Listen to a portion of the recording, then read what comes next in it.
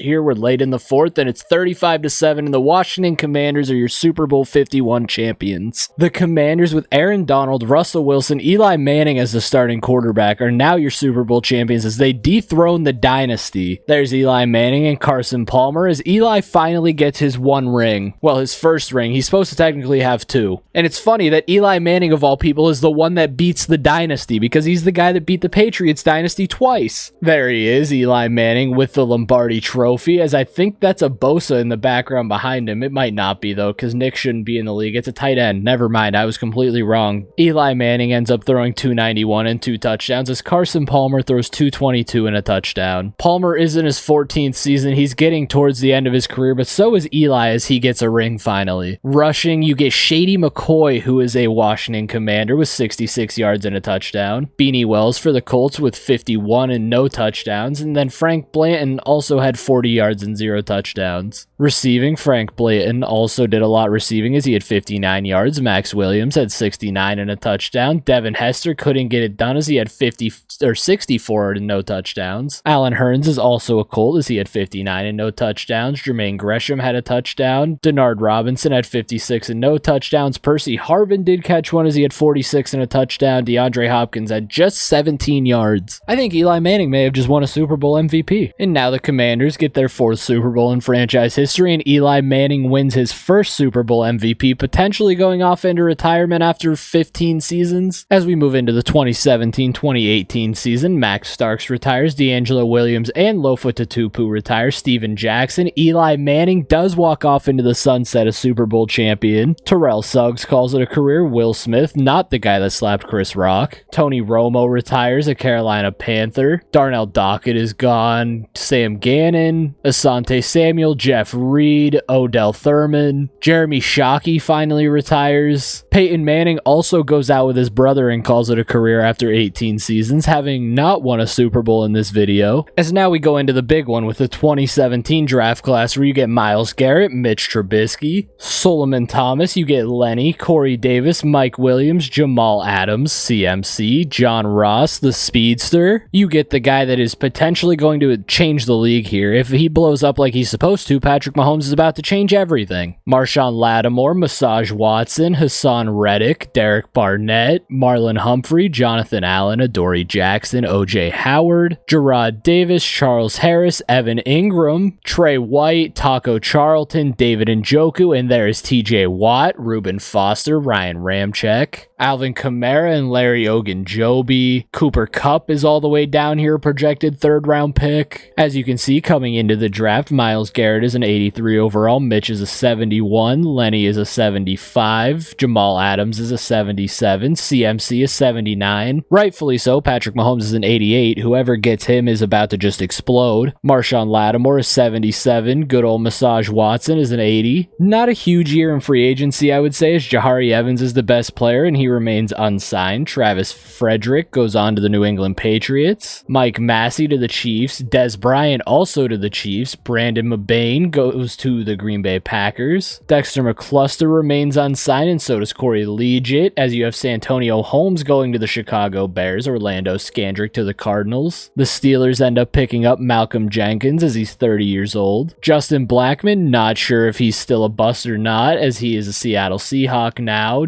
Jermaine McKee goes to the Bills. Kyle Wilson goes to the Steelers. Mike Jenkins to the Rams. Tom Brady is still around as he jumps to the Buffalo Bills. He's 38 years old. I imagine Brady might retire, just a 3-time Super Bowl champ, never getting those extra 4 because he has not been winning Super Bowls in this. Big Ben re-signs in Pittsburgh after a couple years away, and I'm assuming he's going to be the backup behind Christian Hackenberg. Now let's see where Patrick Mahomes goes to ruin the NFL for everyone. The Dallas Cowboys have the number 1 overall pick as they are going to take Corey Davis number 1. It's a bit of a weird number 1 overall pick, I will say, as the Seattle Seahawks get Patrick Mahomes, and there it is. The Seattle Seahawks are about to be 3-time Super Bowl champions by the time we're done. The Jacksonville Jaguars get Myles Garrett, as instead of going 1, he slips to 3, and at 2 you get Mahomes instead of Mitch. The Carolina Panthers get Mitch Trubisky, and the Steelers at 5 are going to take Lenny. The Chargers get CMC. The Cleveland Browns up at 7 get Solomon Thomas instead of Myles Garrett in this season. The Raiders get Jonathan Allen. The Jets are up next, and they get Jamal Adams like they should. The Detroit Detroit Lions get Hassan Reddick. The New Orleans Saints are up next and get Derek Barnett. The Atlanta Falcons get Marshawn Lattimore. The LA Rams end up getting Garrett Bowles. The Philadelphia Eagles get Charles Harris. The Chiefs are up next, 2 years removed from a Super Bowl, get Malik Hooker. Takaris McKinley ends up going to the Titans. Takaris McKinley ends up going to the Titans. The Chicago Bears are up next as they take Marlowe. The Bengals get Trey White. The Denver Broncos coming up after that get Deshaun Watson. So they must be moving past Phillip Rivers at this point as the Patriots at pick 20 get TJ Watt as he jumps up 10 picks and instead of going 30th goes 20th. Simming to Super Bowl 52 where Nick Foles is supposed to win Super Bowl MVP and shock the Patriots in amazing fashion. One of my favorite Super Bowls I've ever personally watched. It's still crazy me too to think Nick Foles is a Super Bowl MVP, all because Carson Wentz tore his ACL towards the end of his season, and Nick Foles went on a magical run because he's only good in an Eagles jersey. Going into the playoffs in the 2017-2018 season, you get the Cleveland Browns at the number 1 seed, the Texans at the 2 playing the Patriots, the Chiefs at the 3 playing the Jets, and the Miami Dolphins at the 4 playing the Dynasty Colts. On the NFC side, you get the Arizona Cardinals at the 1, the Falcons at the 2 playing the Bucks, the Vikings at the 3 playing the Lions,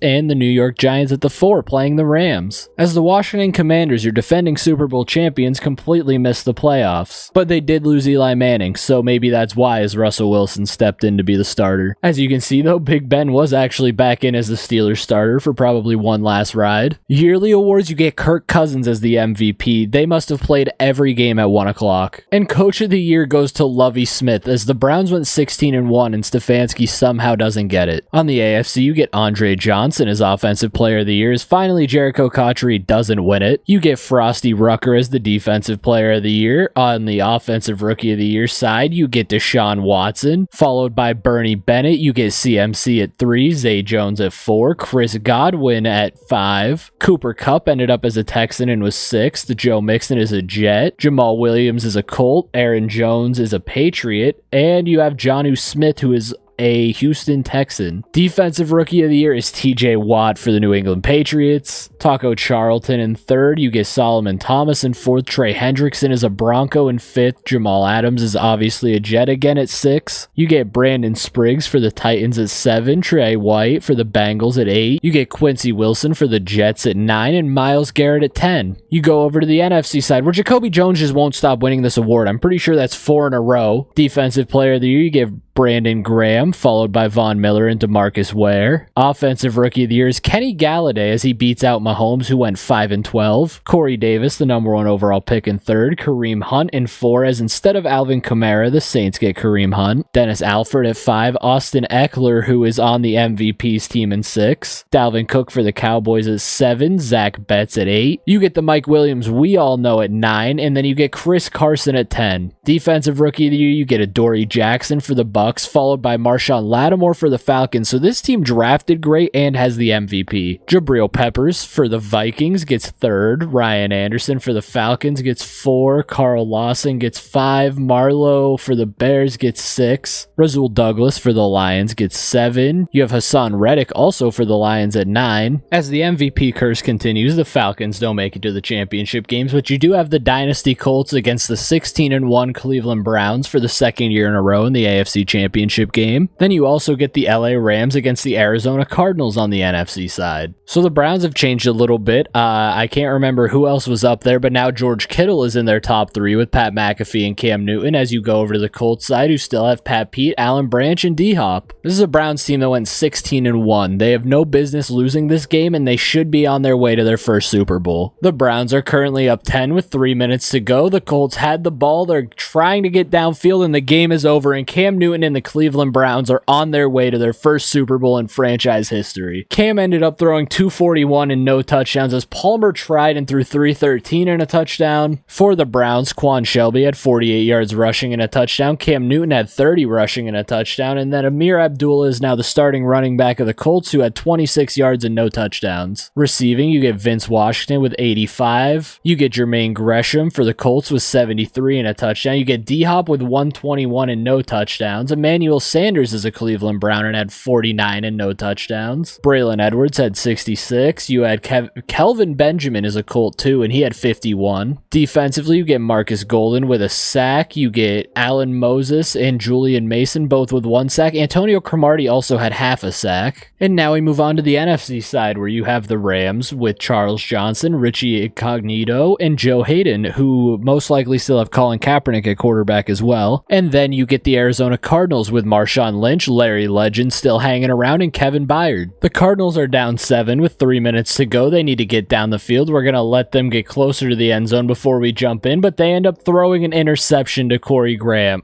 Corey Graham gets an interception to get them the ball back. On a 3rd and 18, Ryan Tannehill gets sacked, and they end up short, and it is now the Rams' ball, and they just have to run the clock out, and they are on their way to a Super Bowl, and they are going to do it. Colin Kaepernick starts taking knees, and the LA Rams are on their way to another Super Bowl, as you now get a quarterback matchup in the Super Bowl of Colin Kaepernick against Cam Newton. Colin Kaepernick ends up with 252 and 3 touchdowns, as Ryan Tannehill throws 384 and 3 touchdowns, as he tried his hardest, but he threw 2 interceptions to Kaepernick's 1. Rushing, you still have Ahmad Bradshaw hanging around with the Rams with 67 and a touchdown. Marshawn got held in check to 31 yards and no touchdowns. Receiving, Fitzgerald tried with 139 and 2 touchdowns. You have the Offensive Rookie of the Year with 96 yards and 2 touchdowns. Demetrius Smith with 91 yards. Will Fuller had 84 and a touchdown. Mercedes Lewis had 78. Defensively, Dante Fowler had 3 sacks. Donovan Gore had 2, and Charlie Peterman had 1. Browns fans, this is your moment. This is your chance. This team might actually win a Super Bowl. And here you have it, as the top 3 for both teams has switched a little bit, as Kenny Galladay jumps into the Rams and Antonio Cromartie is on the Browns. Let's see where this goes. Let's see if the Cleveland Browns can win their first Super Bowl in franchise history, or if Colin Kaepernick has other plans and is going to decide to send Cam Newton home crying. Kaepernick has his team up 12 with just under 5 minutes to go, though. Cam is trying to put a drive together, and he does get his team in the end zone. Now the defense needs to make a big stop here, as on 3rd and 5, they let up a 52-yard touchdown to Kenny Galladay. Cam Newton does get them back in the end zone. They still have all 3 timeouts. They just need to make a stop on a 3rd and 2 here. We'll jump in and see if they can stop this. It is 3rd and 2. Kaepernick comes out in an empty backfield. He needs a first down here to win the Super Bowl, and the Browns need to stop to get an opportunity. They throw it to the sideline, and it's caught. And that should do it for the Super Bowl. Colin Kaepernick is a Super Bowl champion. Kenny Galladay is a Super Bowl champion, and the 16-1 Cleveland Browns fall short. And the game has been kneeled out, and the Rams have officially won Super Bowl 52. Sammy Watkins also gets a ring, and there's Colin Kaepernick with the Lombardi Trophy as he beats out Cam Newton and sends him home. Cam Newton threw for 356 and 3 touchdowns, but it wasn't enough to beat Kaepernick's 355 and 4 touchdowns. Neither quarterback threw an interception, nearly a picture-perfect game out of both quarterbacks, as Kaepernick almost had a perfect passer rating. Rushing, you have Quan Shelby for the Browns with 68 and no touchdowns, Ahmad Bradshaw with 42 and no touchdowns. Receiving-wise, you get Emmanuel Sanders with 114 and 2 touchdowns. You have Kenny Galladay with 202 and 3 touchdowns in his rookie season, potentially taking the Super Bowl MVP from Colin Kaepernick. You get Kittle with 53 yards and a touchdown in his rookie season. You get Braylon Edwards with 100 yards and no touchdowns. Defensively, you get Charles Johnson with 2 sacks. Keontae Dawson had 1.5. And now let's move on. Let's see if Kaepernick or Kenny Galladay won the Super Bowl MVP, because 202 and 3 touchdowns out of a receiver, I think Kenny Galladay might have won Super Bowl MVP as a rookie. There you have it. The LA Rams are now 4-time Super Bowl champions, and Kenny Galladay is a Super Bowl MVP. They could potentially have 3. I can't remember if the Rams won another Super Bowl, but they're going to count Stafford's in this, so they could only be 3-time Super Bowl champions. That's wild. Kenny Galladay as a rookie wins Super Bowl MVP, becoming our 2nd rookie to win it, as Derek Carr also won it in his rookie season. Going into the 2018-2019 season, Andre Johnson calls it a career. Antoine Bethea calls it a career. Jason Witten retires as Seattle Seahawk. Kyle Williams is gone. Vince Wilfork retires. D'Angelo Hall and Andrew Whitworth and Roddy White all retire with the Falcons. Nick Mangold is gone. Devin Hester, having been a 3-time Super Bowl champion and Super Bowl MVP, retires. Actually, Devin Hester might have 4. Braylon Edwards retires following a Super Bowl loss. Elvis Dumerville is gone. Brandon Marshall and Sean Taylor both retire. Kyle Vanden Bosch does as as well. Eric Weddle retires after 11 seasons. And now for the 2018 draft, another one that has the potential to change how the NFL looks is you have Baker Mayfield at the number 1. You have Saquon at 2, Sam Darnold at 3. You get Denzel Ward and Bradley Chubb, Quentin Nelson, Josh Allen, Roquan Smith, Mike McGlinchey, the bust Josh Rosen, who could potentially turn it all around and be a hell of a star. You get Minka Fitzpatrick, Vita Vea, Marcus Davenport, Tremaine Edmonds, Derwin James, Jair Alexander, Leighton Vander Esch, Frank Ragnow, Billy Price, Rashaan Evans, DJ Moore, Hayden Hurst, Calvin Ridley. I can't wait to see him play as a Jag this season. You also get Terrell Edmonds. You get Mike Hughes, Sony Michel. Lamar is supposed to go 32 in this draft. Along with Bradley Chubb, you get Nick Chubb. You get Darius Leonard. You get Ronald Jones. You get Cortland Sutton, Mike Gesicki, Christian Kirk. Maybe this year will be a little more exciting going into 2018-2019 for the free agents. Let's see what happens. Free agency, you get Aaron Donald leaving the Commanders and ending up in Green Bay. You get J.J. Watt remaining a free agent even though he's a 96 overall. Jahari Evans signs with the Steelers. Ramondo McDonald is a Cowboy. Manuel Ramirez is a Saint. Michael Bennett goes to the Colts. Robert Quinn remains a free agent along with Ryan Kerrigan. Julius Peppers is now a Lion. Anthony Barr ends up a Baltimore Raven. Kelechi Osemele also ends up a Baltimore Raven. Justin Tucker is still around. Cedric Pierman remains a free agent. DeMarcus Lawrence is a Bear. Richie Incognito signs with the Steelers. Matt Spaeth goes to the Commanders. You get DeBrickashaw Ferguson to the Seahawks. Ryan Harris moves to the Giants. Paul Posluszny is still around and he is a Green Bay Packer now. Cam Chancellor weirdly remains a free agent. As I saw something when I looked at quarterbacks, Jay Cutler goes to the Raiders. Colin Kaepernick, the Super Bowl winner, ends up a Steeler. You know, he just won a Super Bowl, got robbed of his MVP. Did not really robbed because Kenny Galladay had 202 and 3 touchdowns, but he ends up a Steeler. And Geno Smith is a Ram as they replace their Super Bowl winning quarterback with Geno. So before we go into this, I did forget to look at everyone's overall. Let's look at the overalls a lot of these players are rocking with. Baker comes in at a 74, Saquon at an 81, along with Denzel Ward at a 79, Quentin Nelson at an 82. So looking at the overalls, the projected number 1 pick is Baker and he is a 74, Saquon at 2 is an 81, and Denzel Ward is a 79. You go down, you got Quentin Nelson as an 82. The next 80 we see on the list is actually Nick Chubb, who's a projected 2nd round pick as of right now, but I don't see that sticking. I kind of see him going in the 1st. The Pittsburgh Steelers have the number 1 overall pick, and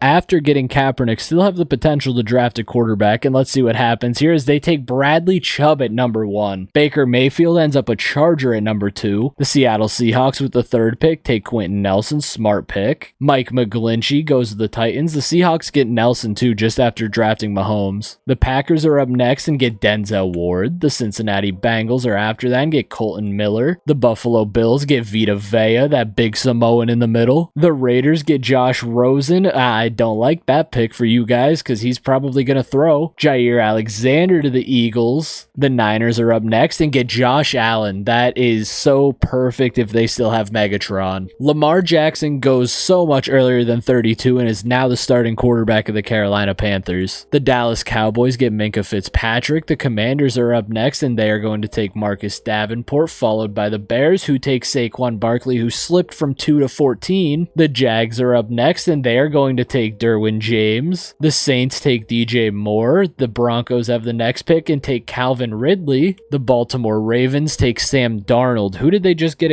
They just got a quarterback, Jimmy Garoppolo. It doesn't look like he's going to play. The Giants are up next and get Roquan Smith. The Minnesota Vikings following that get De'Aaron Payne, and that is where we end the 1st round. I say the 1st round like we're going to watch the 2nd round or anything. That's just where we end the draft. And now we simulate on to Super Bowl 53, which hopefully in the sim is a lot more interesting than it was in real life because it's not the best Super Bowl you'll watch, as the Patriots won 13-3 against the LA Rams in goofball golf. Looking at the playoff bracket going into Super Bowl 53, you get the Miami Dolphins at 1 with the Bengals at 2 playing the Texans. You get the Raiders at 3 playing the Chiefs, and then you get the Dynasty Colts, who might still have Carson Palmer Palmer playing the New England Patriots. Then on the NFC side we go, you get the Green Bay Packers at the 1, the Cardinals at the 2, the Rams defending Super Bowl champions with a new quarterback at the 7, you get the Carolina Panthers at the 3 playing the Niners, and you get the New York Giants once again at the 4 playing the Vikings. Mike Vick won his 3rd MVP going into this season. The Dolphins went 15-2, and I'm assuming, yep, there it is. Mike McDaniels is Coach of the Year as they get the clean sweep of those 2 awards. You go to the AFC, Josh Gordon, who is still there, gets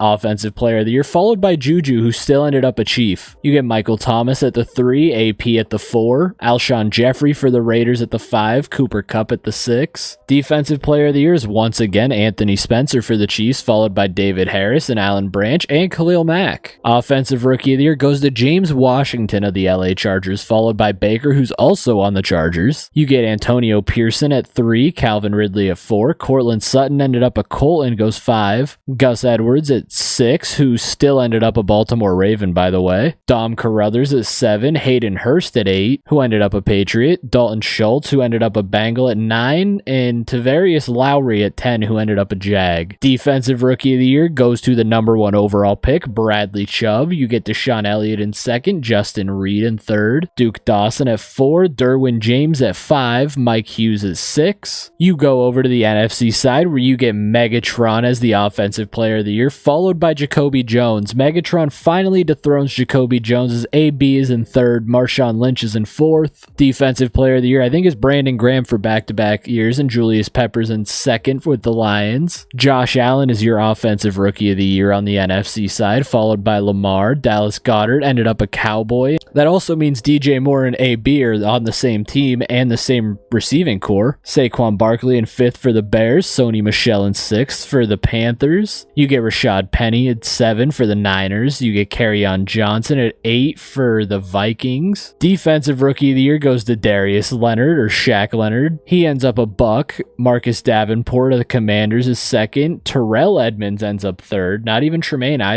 assumed it was going to be Tremaine Edmonds. So now let's move on more towards Super Bowl 53, where maybe Mike Vick can get his ring. I don't know. The MVP curse has been carrying over, and no MVP yet has won a Super Bowl, I don't think. And it is going to continue as Mike Vick and the Dolphins are not in the championship games, but you get the Houston Texans against the New England Patriots, who are in their first championship game of the video, and the 49ers against the Packers. This time around, we'll start out on the NFC side, as you still have Megatron, you got Cam Jordan, you got George Jackson, and then you go over to the Green Bay side, who have Aaron Donald, Zeke Elliott, and Denzel Ward. The 49ers are currently up 4, and Green Bay has the ball. It is now 3rd and 10. They do get the first down, though. Packers just past the 2-minute warning, have the ball on the 49ers 29. We're going to jump in and watch this and see if Marcus Mariota can lead the Green Bay Packers to a Super Bowl. Mariota in the shotgun takes the snap. He rolls out a little bit, and he's going to get sacked as Brandon Graham, your Defensive Player of the Year, comes around the edge and lays him out. Mariota is in the hurry up, though, goes quick, and he almost gets sacked again, and he's chucking it to the end zone, and it's almost caught. It is now 4th down. Mariota, this is his make or break play of the game as he is in the shotgun, takes the snap. He is looking downfield. He's rolling out. He's going to try and run for it, breaks the tackle, and he slides down like a dumbass. Mariota just sold. Why would he do that? And the Niners are probably going to win. So the Packers did get the ball back. I let them run one play. I don't know if they got out of bounds or not, and let's see what happens here. And they did not get out of bounds. Just like that, the game is over, and Marcus Mariota and the Green Bay Packers are going home. And Josh Allen and Calvin Johnson are on their way to the Super Bowl. If Josh Allen's the one that gets them the Super Bowl, I'm a Bills fan all season long. As this game, passing-wise, is very one-sided. Mariota threw 398 and 2 touchdowns. Allen threw 194 and a touchdown. Mariota had 1 pick, which may have been the decider. You go over to rushing, you have TJ Yeldon with 69 yards and a touchdown. You have Mark Ingram for the Packers with 49 and a touchdown. And then you have Calvin Johnson with 32 yards rushing and 2 touchdowns. Receiving, you get Michael Crabtree for the Packers, who's still here with 138 and no touchdowns. You get Nick McBath with 93. You get Sterling Shepard with 73 and 2 touchdowns. T.Y. Hilton had the lone receiving touchdown for the Niners. Defensively, Brandon Graham had 2 sacks. Jason McKenzie, Cam Jordan both had 1, as Aaron Donald has the lone sack for the Green Bay Packers. And now going into the AFC Championship game, you can see this Texans team is stacked with Khalil Mack, Derrick Henry, and Travis Kelce, and then then you have the Patriots with TJ Watt, Travis Frederick, and Fred Davis. I don't know who either of these teams have at quarterback. This will be fun to see. This is the first time the Patriots have been this far, and Tom Brady isn't even here. The Patriots currently have a 7-point lead with 2.5 minutes left. They have the ball. They make a field goal to make it a 10-point game, and let's see what the Houston Texans can do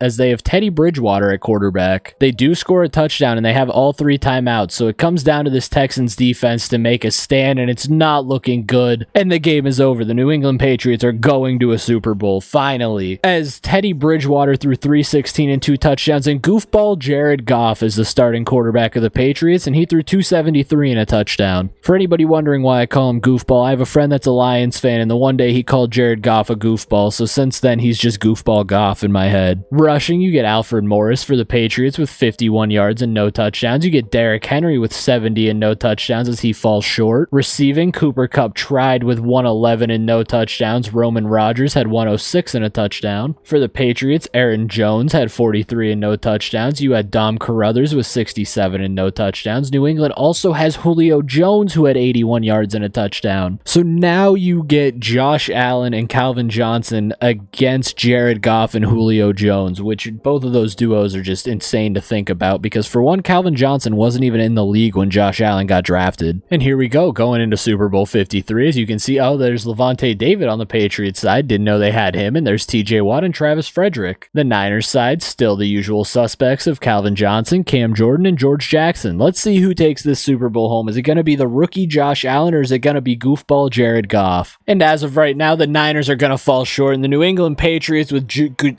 I stuttered because I was angry, but Jared Goff is winning the Super Bowl. Josh Allen and Calvin Johnson are going home as Calvin Johnson loses another Super Bowl. I'm going to leave that stutter in there because it was like when the game initially ended, and I kind of feel like I have to because I don't want to skip through anything. And there's Jared Goff holding the Lombardi Trophy. We'll see if his stat line was good enough to win Super Bowl MVP. Josh Allen threw 195, a touchdown and a pick, as Goofball threw 238 and 2 touchdowns. Rushing wise, you have Alfred Morris, who ended up with 131, and then you have Aaron Jones, who had 39 and the 2 touchdowns. He basically pulled a Jamal Williams. San Fran rushing the ball got shut down as TJ Yeldon had 12 yards, Josh Allen had 10, Calvin had 10. Receiving, you get Dom Carruthers with 55 and a touchdown. You get Fred Davis with 78 and a touchdown. For San Fran, you get T.Y. with 56 and a touchdown. Vernon Davis with 41 and no touchdowns. You get Julio with 47 and no touchdowns. Calvin had 51 and no touchdowns. Defensively, the Super Bowl champions had TJ Watt with 2 sacks, Cam Jordan with 1. And just like that, the New England Patriots are your Super Bowl 53 champions, finally winning another one. Let's see who won the Super Bowl MVP. I'm imagining Goofball Goff.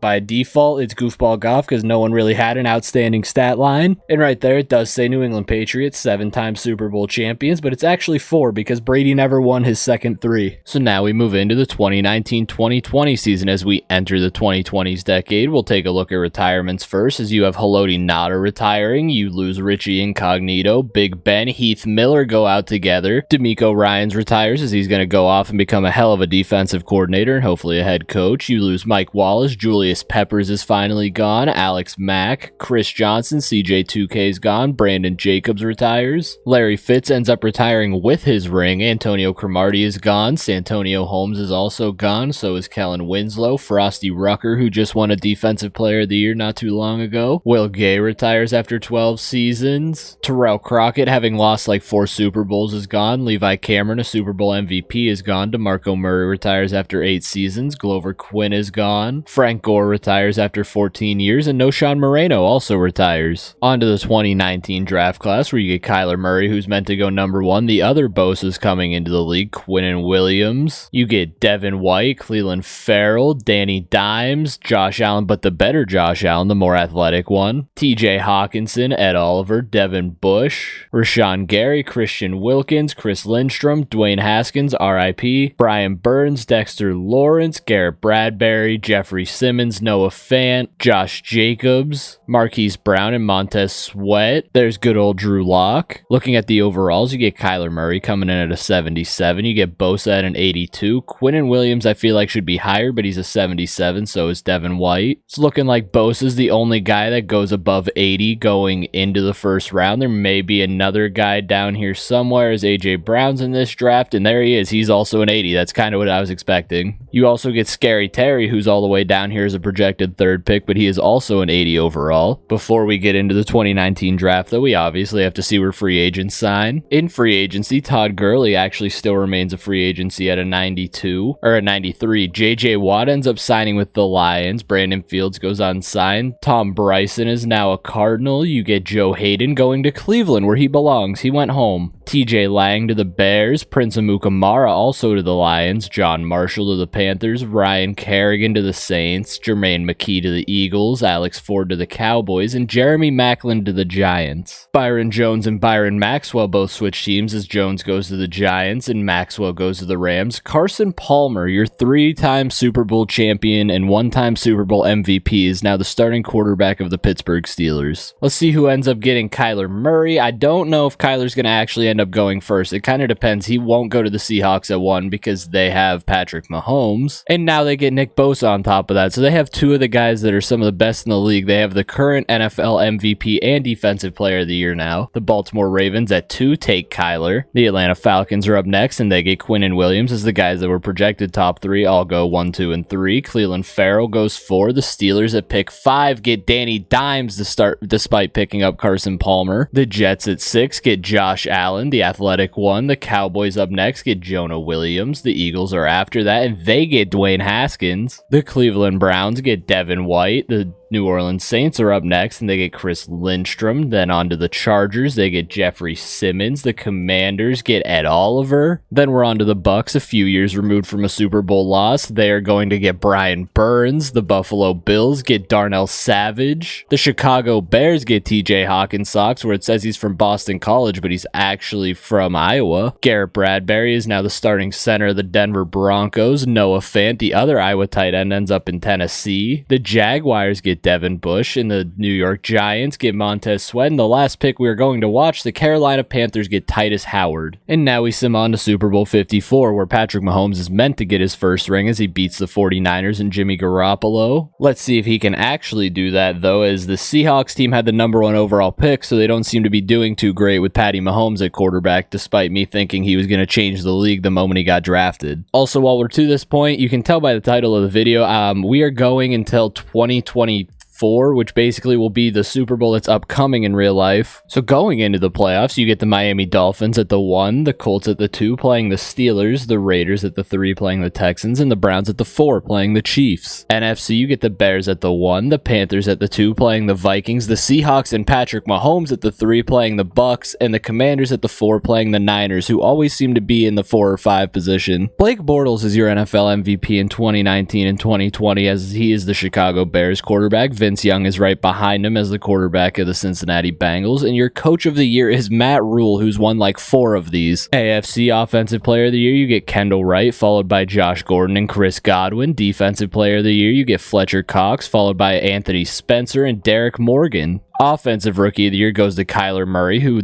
went 4-13, and his teammate Paris Campbell is in 2nd. You get Randy Byron in 3rd for the Colts. You get Kendrick Lowry in 4th. You get Noah Fant in 5th for the Titans. You get Andy Isabella for the Jets at 7. Miles Sanders for the Chargers at 9. And then we go over to Defensive Rookie of the Year, where you get Mad Max Crosby, who still ended up a Raider. Then you get Devin White and CJ Gardner-Johnson after him. Dre Greenlaw. You get Jimmy McKinley. You get a Super Bowl MVP for your Offensive Player of the Year as Kenny Galladay wins it. Jacoby Jones is still here as he's in 2nd. A.J. Brown as a rookie is actually in 3rd. Defensive Player of the Year is Justin Tuck for about the 4th time. You get Alden Smith in 2nd and Chandler Jones in 3rd. Offensive Rookie of the Year is A.J. Brown as he beats out Deebo Samuel and Craig Haswaller. I don't know who that is at all. Defensive Rookie of the Year, you get Tristan Hill. You get Luke Woodward in 2nd. T.J. Lee. Nick Bosa is in 4th. In the championship games, you get the Chiefs, who probably still have Derek Carr. You get the Dolphins, who still have Michael Vick, I'm assuming. The Panthers with Lamar Jackson against the Chicago Bears, who have the MVP at quarterback, Blake Bortles. Andy Reid is right here at the top of the list, so I'm going to switch to him, and we're going to start on the AFC side. Derek Carr has now progressed to the best player on the Chiefs, as they also have Cordell Joseph and Derek Johnson. On the Miami side, you get Dexter Werner, you get Marcus Peters, and you get Derek Morgan in the top 3. I'm assuming Vic is still the Dolphins quarterback, though I'm not entirely positive. It's looking like the Miami Dolphins are going to be heading back to the Super Bowl as they are going to beat the Chiefs 31-20 as both teams scored late in the game. Derek Carr is not going to get an opportunity at another Super Bowl as Vic gets his opportunity at 1. He hasn't won one yet. I think he lost in 1 as he had 295 and 3 touchdowns. Derek Carr threw 328 and 2 touchdowns. Carr threw 2 picks, whereas Vic threw 1. You go to rushing stats, you get Dexter Werner with 50 yards and no touchdowns. You get Latavius Murray for the Chiefs, who had 34 and no touchdowns. You also have David Montgomery on the Dolphins with 15 rushing yards. Receiving, Juju tried. He had 145 and a touchdown for the Chiefs. Josh Gordon had 119 and no touchdowns. You have Zach Ertz on Miami, who had 59 and a touchdown. You also have Curtis Samuel in Miami, who had 45 and no touchdowns. Des Bryant for the Chiefs had a 101 and a touchdown. Defensively, there was only 1 sack in the entire game as Mike Massey had it. Quandre Diggs is right here for the Chiefs. As now we're on the NFC, where you can see Lamar Jackson and Cordero are the top 2 for the Panthers. They also have Johnny Hecker. For the Bears, you get Alden Smith, DeMarcus Lawrence, and Josh Sitton, along with Blake Bortles, who is your NFL MVP, which we haven't had an MVP win a Super Bowl yet at all in these sims, so we'll see if he's the one that's able to finally do it. It's looking like the Chicago Bears and Blake Bortles are on their way to a Super Bowl, up 10 late in the game, up 13. They scored on the last drive, but the game is over. The final score was 37-30. Matt Rule can win Coach of the Year. He can't ever seem to get the Super Bowl ring, though, as Lamar threw 417 and 4 touchdowns, and Bortles had 291 and 2. Lamar threw 1 interception. Maybe a lot of those yards were in garbage time as they were down by 17 late in the 4th. Rushing, you get Naheem Hines with 43 yards and a touchdown for the Bears. You get Saquon for Chicago with 59 and a touchdown. That's a crazy running back duo. Bortles also had 37 yards rushing, as Lamar was the leading rusher for Carolina with 14 yards, and Cordero only ran the ball twice for 9 yards. Receiving, you get Rashawn Ridley with 88 and a touchdown. Cordero was 67. Corey Coleman was 78. The Bears actually got Allen Robinson back as he had 90 yards and no touchdowns. Deebo Samuel had 82 and a touchdown. Carolina has Golden Tate, who had 90 and 2 touchdowns. Austin Hooper is also Chicago Bear and on his way to the Super Bowl with 21 yards and no touchdowns. Defensively, you get J.J. Branch with 2 sacks, Alden Smith with 1, Eric Kendricks also had 1. This Bears team also has T.J. Hawkinson, who they have behind Austin Hooper right now. And now for Super Bowl 54, where you get the opportunity to get Mike Vick his first ring, or Blake Bortles can get a ring, as nothing has changed with either of these top 3s other than Marlon Humphrey jumped up into the Chicago Bears as he has an X factor. Saquon just ran a ball in from 33 yards out as there's 2.5 minutes left, and the Bears are up 24, and Mike Vick is going to fall short in the Super Bowl again to Blake Bortles as he becomes our first MVP to also win a Super Bowl. The final score is 34-10, and the Chicago Bears have won a Super Bowl. When was the last time that happened? I have no idea, but TJ Hawkinson, Austin Hooper, Saquon Barkley, Blake Bortles, players like that all just got a ring. There is Blake Bortles holding the Lombardi Trophy. He is number 16 and your NFL MVP and now Super Bowl champion. Bortles ended up throwing for 314 and 2 touchdowns, whereas Mike Vick threw 212 and no touchdowns. Mike Vick also threw 1 interception. Rushing, you get Saquon Barkley with 93 yards and 2 touchdowns as the running back position is undervalued, so he won't win Super Bowl MVP. You get Dexter Werner with 55 yards and a touchdown. Receiving, you get Allen Robinson with 84 and no touchdowns. You get Zach Ertz with 72 receiving for Miami. Deebo had the 2 receiving touchdowns for Chicago with 82 yards and 2 touchdowns. Benjamin Brown had 99 yards for the Bears. Austin Hooper had 28. There was 1 pass completed to Hawkinson where he had 5 yards. Defensively, Derek Morgan for Miami had 4.5 sacks. This team wanted that Super Bowl. The defense did, at least, even though they let up 34 points. Dexter Lawrence had 2 sacks. J.J. Branch had 1, and so did Alden Smith. And now we get to see who Super Bowl MVP was, which I'm almost willing to bet it was Bortles, but I'm kind of hoping it was Saquon. And there you have it. The Chicago Bears are now 2-time Super Bowl champions, and Blake Bortles is your Super Bowl MVP. Sorry, Saquon. And now we go on to the 2020-2021 season, where we are now fully in the 20s decade. We're inching a little bit closer to being caught up with real-time NFL. Looking at the 2036 retirements, you have Darrelle Revis retiring after 13 seasons. Dominique Rodgers-Cromartie retires after 12. Jahari Evans and Jonathan Stewart are both gone. Jake Long retires along with Jay Cutler and AJ Hawk. Lamar Woodley is gone. Michael Orr retires. DeMarcus Ware. Sean Merriman, your 5-time Defensive Player of the Year. Reggie Bush retires, a 2-time Super Bowl champion. Aqib Talib Talib retires. You also lose Tamahali. Tony Romo retired last season, I'm pretty sure. Now for the 2020 draft class, you get Joe Burrow and Chase Young, Jeff Okudah. You also get Andrew Thomas, Tua Tagovailoa, Justin Herbert, Isaiah Simmons, CJ Henderson. So yeah, now you get another guy. I've debated with every single guy that has off-field controversy just removing them, but I haven't, so I gotta leave Henry Ruggs in. Tristan Wirfs, you get Jerry Jeudy, AJ Terrell, CeeDee Lamb, Jalen Reagor, Jay Jettas, Brandon Ayuk, Jordan Love, Clyde Edwards-Helaire, T. Higgins, Michael Pittman. Every time I hear Michael Pittman's name anymore, I just see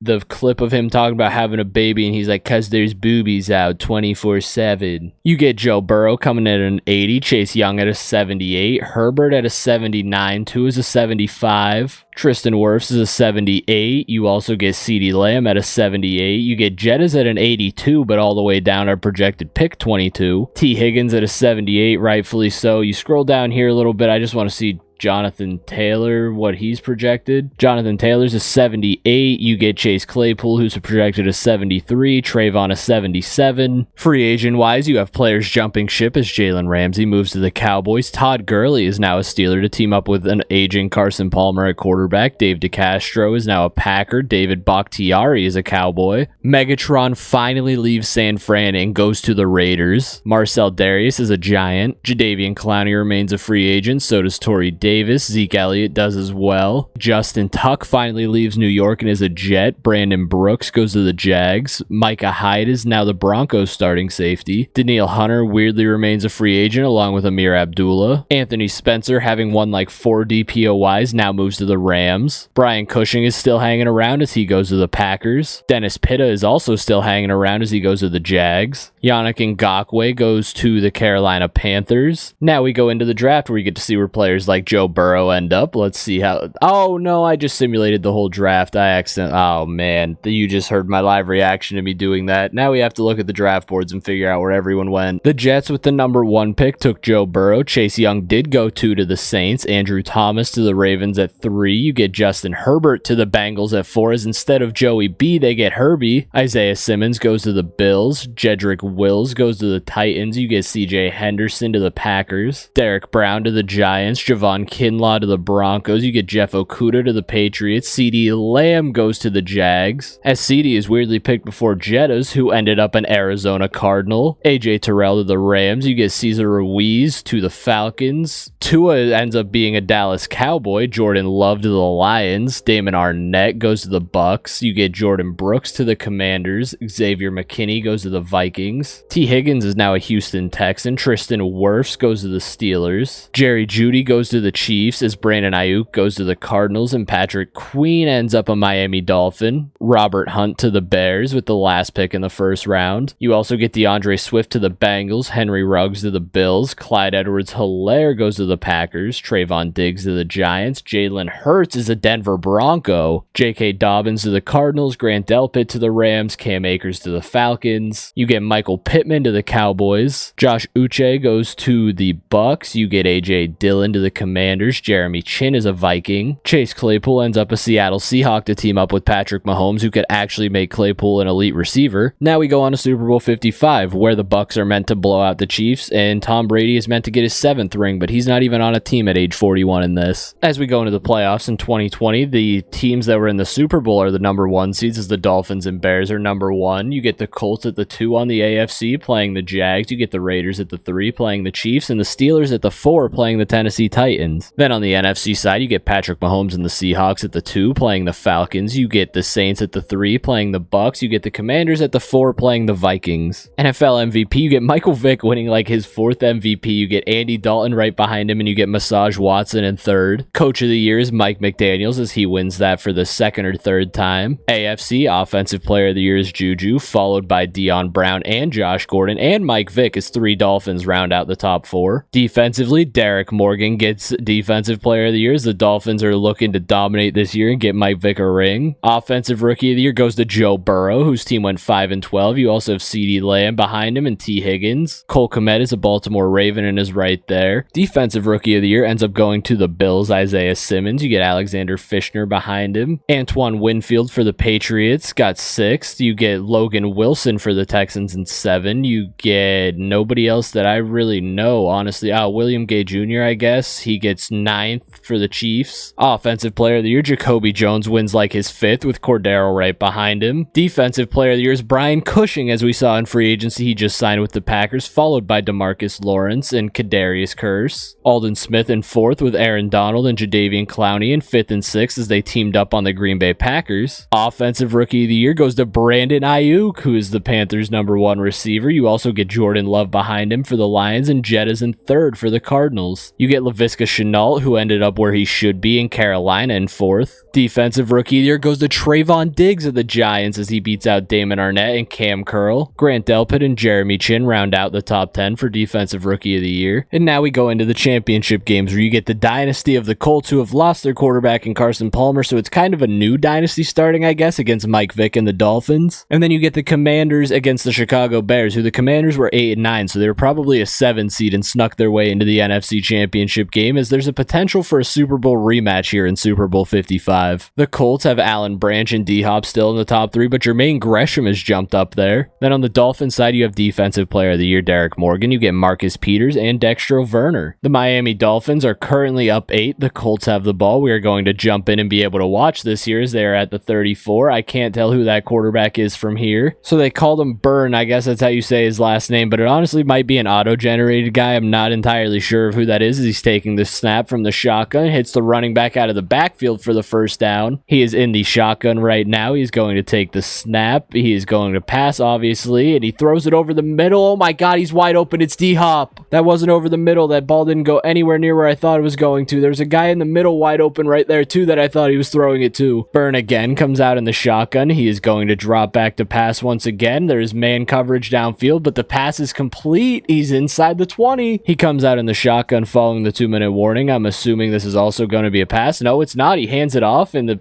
running back gets it down to the 5 as it's Beanie Wells. Again, dropping back to pass now as they're in the hurry up. He's got all day back there to throw. Towards the end zone, the pass is caught. Was he in? He got in the end zone. Paul Richardson. I do know who that is. Oh my God, who did he play for? He was a Seahawk. That's what I remember him from. He was on that Seahawks team with Jaron Kearse and everybody like that when they won a Super Bowl, and he's dropping for the 2-point, and it's caught in the end zone again by Richardson. Josh Gordon has 8 catches for 127 and a touchdown. And now here we go. Mike Vick somehow still has an X factor, even though he's got to be like 36 at this point. He's in the shotgun. He's dropping back to throw, and he hits the receiver for a gain of about 6. Mike Vick has 267 and 3 touchdowns. He wants a shot at another Super Bowl. Mike Vick wants that ring as he's passing again. He's going to take off, though. Mike Vick has open field in front of him. Look at him go! That was the most Mike Vick play I've ever seen. What the hell was that? As he's dropping back to pass again, they're getting close to field goal range. He's got all day back there. He's stepping up in the pocket, chucking it downfield, and he's wide open inside the 5. Mike Vick just clutched up. Oh my God, what was that? Mike Vick just put on a 3-play drive that was absolutely insane. As Mike Vick comes out under center, I'm pretty sure he's going to hand it off to Dexter Werner, who's going to get stopped at the 2. They're making the Colts waste those timeouts. Here's Mike Vick from the 2 and the pistol, probably going to hand it to Dexter Werner again, or maybe decide to keep it himself and try and score, but he does hand it to Werner, who's going to get stopped at the 1. See, they don't have to get into the end zone here. They could knee it and kick this and run out the clock, but they're going to try and get in as the handoff is going to Werner again, and he's going to get in after breaking the tackle and give this team a touchdown of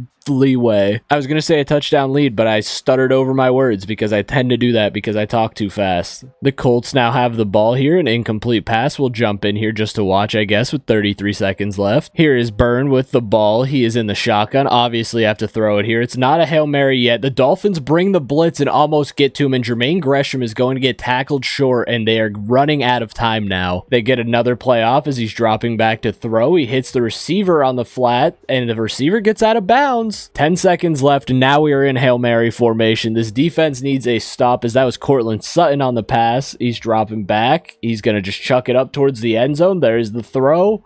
and it is not far enough to even be in the end zone, and it's incomplete as now there's 2 seconds left on the clock. One last shot at a Hail Mary here. Can Byrne get it into the end zone as he's dropping back real deep? He's getting ready to chuck it up, and there's the throw. This one should make it to the end zone, and it does. Terrence Phillips got DPOI on a Hail Mary, so now from the 1, they have a chance to tie the game. This Dolphins defense needs to make the biggest play of their careers right now, as it is a pass, quick throw, and it is caught by Courtland Sutton in the end zone. The extra point will send it to overtime. Can this Dolphins team get around the edge and block it? And they do not. The kick is up, and the kick is good, and we are going to overtime in the AFC Championship game. So the Colts get the ball first, and they end up throwing an interception, and now Mike Vick has an opportunity to win this game. They're at the 49. They're on the Colts side of the field already. Mike Vick just has to get them into field goal range, and he can win. He's dropping back to throw. He throws it over the middle and wide open. He finds the receivers. Mike Vick has 320 and 3 touchdowns. Vick comes out again under center. This one could end up being a handoff as they just need a couple yards to get into field goal range, and it is. Dexter Werner around the edge, gets the seam, and gets 8 yards. So now here we go. If they get the first down here, the drive will continue. If not, they come out for the field goal, which they can most likely make as the handoff. It's a fake, actually, and over the middle, it's almost intercepted. That was so risky by Vick. Why is he going for it on 4th and 2? Why are they doing this? They're going for it on 4th and 2. They could win the game right now, I think. Vick hands it off to Dexter Werner, who's going to get stopped short, and now the Colts get the ball back. Once the Colts are past midfield, we'll jump in. It's 1st and 10, now 2nd and 5, and a penalty for 15 yards from Clint Dix gets them down into field goal range. It is now 2nd and 8 for the Colts. Here they are on the Dolphins 37. This defense needs to make a big play here as they're lined up for a blitz. It is a blitz, and the handoff is going to get yards, though, and they gain 5 to Beanie Wells. 3rd and 3 here. The defense needs to, again, stop him from getting the first, and he is going to get the first. Beanie Wells may have just iced the game, and the Miami Dolphins may have thrown it all away. Another handoff, this time not to Beanie Wells. I don't know who that one was. Oh, it's Jamal Williams. So after a gain of 2, here they come back out. Another handoff to Jamal Williams, who almost found a break in the offensive line there. Now the field goal unit is out from the 20. This field goal unit has an opportunity to send Mike Vick and the Dolphins packing in the AFC Championship game. What are they going to do? Are they going to be able to make this kick, or is it going to get blocked, or are they going to miss it? The kick is up, and it wasn't blocked, and the kick is good. And the Indianapolis Colts, Frank Reich is going to his 7th Super Bowl. Mike Vick threw 320 and 3 touchdowns. You have Randy Byrne throwing 206 and 3 touchdowns. I'm pretty sure he's auto-generated. I don't know who that is. Rushing, the Colts had Beanie Wells with 102 and no touchdowns. You get Dexter Werner with 62 and a touchdown. Receiving, Dion Brown had 110 and no touchdowns for Miami. He also had the big catch. Josh Gordon had 127 and a touchdown. Courtland Sutton had 59 and a touchdown, including the one that tied the game and basically got the Colts in position to win. Curtis Samuel had 33 and a touchdown for Miami. Paul Richardson had a touchdown as well with 47 and a touchdown. Jermaine Gresham had 40. D-Hop had 42. Defensively, Derek Morgan tries every time for this Miami team as he had 3.5 sacks. Taven Bryan had a 1.5, and then you had Alan Branch for the Colts with their lone sack. As now we're on the NFC side, where you have the Commanders versus the reigning Super Bowl champion Chicago Bears. You get Dylan Allen, Luke Woodward, and Kyle Long for the Commanders' top 3, and then Alden Smith, DeMarcus Lawrence, and Marlowe once again for the Bears' top 3. When the Bears drafted Blake Bortles, I said it felt like a Mitch Trubisky situation. Now he's a one-time Super Bowl champion and Super Bowl MVP with potential of going to back-to-back Super Bowls. As once again, we're in line for a crazy championship game with Bortles at the Commanders' 35, down by 1. He has the ball. Let's see what he can do. There's Blake Bortles lined up in the shotgun. He's probably going to throw it, and he is. He takes the snap. He's looking downfield. Nobody is open, but the offensive line gave him all day to throw and find the running back. And now we are after the 2-minute warning. It's looking like the Bears might start to run the clock a little bit as they come out in a rushing formation. They hand it to Saquon, who has nowhere to go. Now on 3rd down, Bortles comes out in the shotgun. He's going to throw the ball. He's got all day back there once again towards the sideline, and the pass is broken up, but a field goal does get them the lead. The kick is up, and the kick is going to be good, and the Bears now have the lead with a chance at a Super Bowl. So here we go, the Commanders with the ball, whose starting quarterback is Russell Wilson. He gets sacked for a 9-yard loss by Eric Kendricks. It's now 3rd down, and on 3rd down, he throws an interception to Marlon Humphrey. And now the Bears with the ball are looking to just run out the clock. Saquon is probably going to get it in the end zone here. It's actually 2nd and goal, and they're taking knees. So that is going to do it. The Chicago Bears are trying to go back-to-back and are on their way to a second Super Bowl with Blake Bortles. Bortles ended up throwing 304 and a touchdown as Russell Wilson threw 153 and 2 touchdowns. Both quarterbacks threw 2 interceptions. Rushing, you had Sequanimous Tree Barkley with 83 yards and no touchdowns. Allen Robinson for the Bears was the leading receiver of the game with 109 and no touchdowns. Austin Hooper had the lone touchdown for the Bears receiving. Percy Harvin had 68 and a touchdown for the Commanders. Kelvin Benjamin had the other one for Washington on one of his 2 catches for 20 yards. I forgot to look at the defensive stats. And so now here we go with this dynasty that Frank Reich has created that's gone to 7 Super Bowls with an opportunity to win a 4th. They're 3-3 currently, with the top 3 being Alan Branch, D-Hop, and now Matt Judon is on that list, where you go to the Bears side where they have Aldon Smith, Sequanimous Tree Barkley, and DeMarcus Lawrence. The Bears are currently down 7 to the Colts with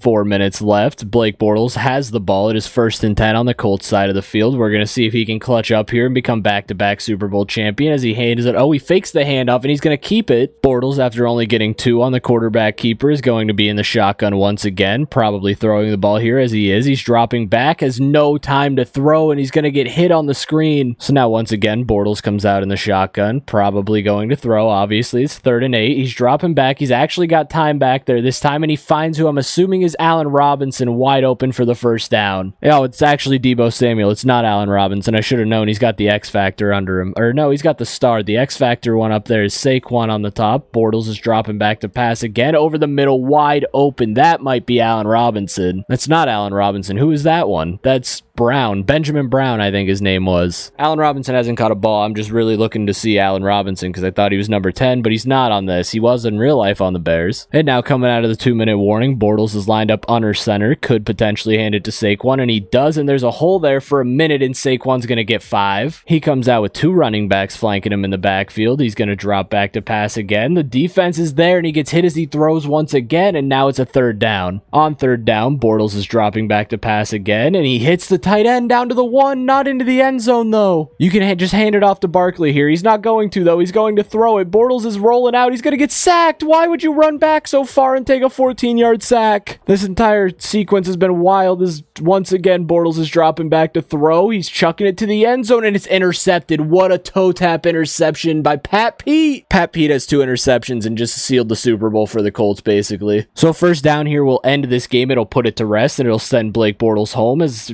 Byrne is dropping back to throw, and he hits the receiver over the middle, and that is the 1st down, and the game is going to be over. So just like that, Frank Reich now has 4 Super Bowl rings and cements his dynasty even more and is becoming one of the greatest head coaches in NFL history. There is Courtland Sutton, who gets a ring out of this. Pat Pete gets a ring. He also had 2 interceptions in this game. We're going to skip the animation for this one. You had Bortles with 249 and 2 touchdowns, and Randy Byrne with 253 and 2 touchdowns. Bortles ended up throwing 3 picks. He couldn't recreate his magic from the year before, as Beanie Wells had 54 yards and a touchdown. Saquon had 67 and no touchdowns. Receiving, you had D-Hop with 66 and no touchdowns. You had Deebo for Chicago with 98 and no touchdowns. Allen Robinson with 46 and 2 touchdowns. Defensively, you look at sacks, you had Michael Bennett and Aldon Smith both with 1, and Matt Judon and Dre Greenlaw split 1. INTs, though, you have Pat Pete, who ended up with 2 and could potentially be your Super Bowl MVP off of that. And there it is. The Indianapolis Colts are now 6-time Super Bowl champions, and Patrick Peterson is your Super Bowl MVP. He did get the game-sealing interception along with one prior to that. What a game out of Pat Pete to cement this dynasty even deeper. So going into the 2021-22 season, we're going to look at the retirements as Mikey Upati retires. Jacoby Jones, your 5-time Offensive Player of the Year, retires along with D-Jax, TJ Lang, and Max Unger. Megatron actually plays a full career this time around and retires a Raider along with Delaney Walker. So does Thomas Davis finally retiring, and Justin Tuck. Vernon Davis is gone. Dexter Werner is gone after losing in a Super Bowl and then not even making it the year after. Ryan Clady retires. Kareem Jackson retires. Steven Gostkowski retires. So does Demaryius Thomas after getting a Super Bowl ring with Derek Carr. Derek Johnson retires, a 2-time Super Bowl champion. Michael Crabtree ended up leaving Green Bay and going to the Browns and retiring. Vince Young retires as Cincinnati Bengal. Mario Williams and Andre Smith retired. DeBrickashaw Ferguson is gone. Clay Matthews retires. Malcolm Jenkins. Sidney Rice. Tom Brady finally retires after 21 seasons in the league. Cedric Pierman retires. Dwayne Bowe. Brian Arakpo. Drew Brees retires after 20 seasons. Matt Ryan retires after 13. Phillip Rivers Rivers retires a 2-time Super Bowl champion. As we look at the prospects here, you have Jamar Chase at number 1, Trevor Lawrence, you get Penei Sewell, Christian Darrisaw, Zach Wilson, Trey Lance, Jeremiah Owusu-Koramoah, you get Jalen Phillips, Micah Parsons, Stephen Graham, Brandon Pierman, Rashawn Slater, Eric Stokes, Rashad Bateman, Pat Freiermuth, Markel Kramer, Nick Bolton, PS2, you get Eli Barker, JC Horn, Divine Diablo, Kadarius Toney, Kwity Paye, you get Caleb Farley, Derek Forrest, Eli Moore is coming in, Rondale Moore is also coming into the league, Justin Fields is here, projected a 2nd-round pick, Javon Holland, Asante Samuel, Najee Harris, you have Jamar Chase coming in at an 81, T-Law at a 75, along with Penei Sewell and Christian Darrisaw also at a 75, Zach Wilson's a 69, Micah Parsons is the highest overall at an 82,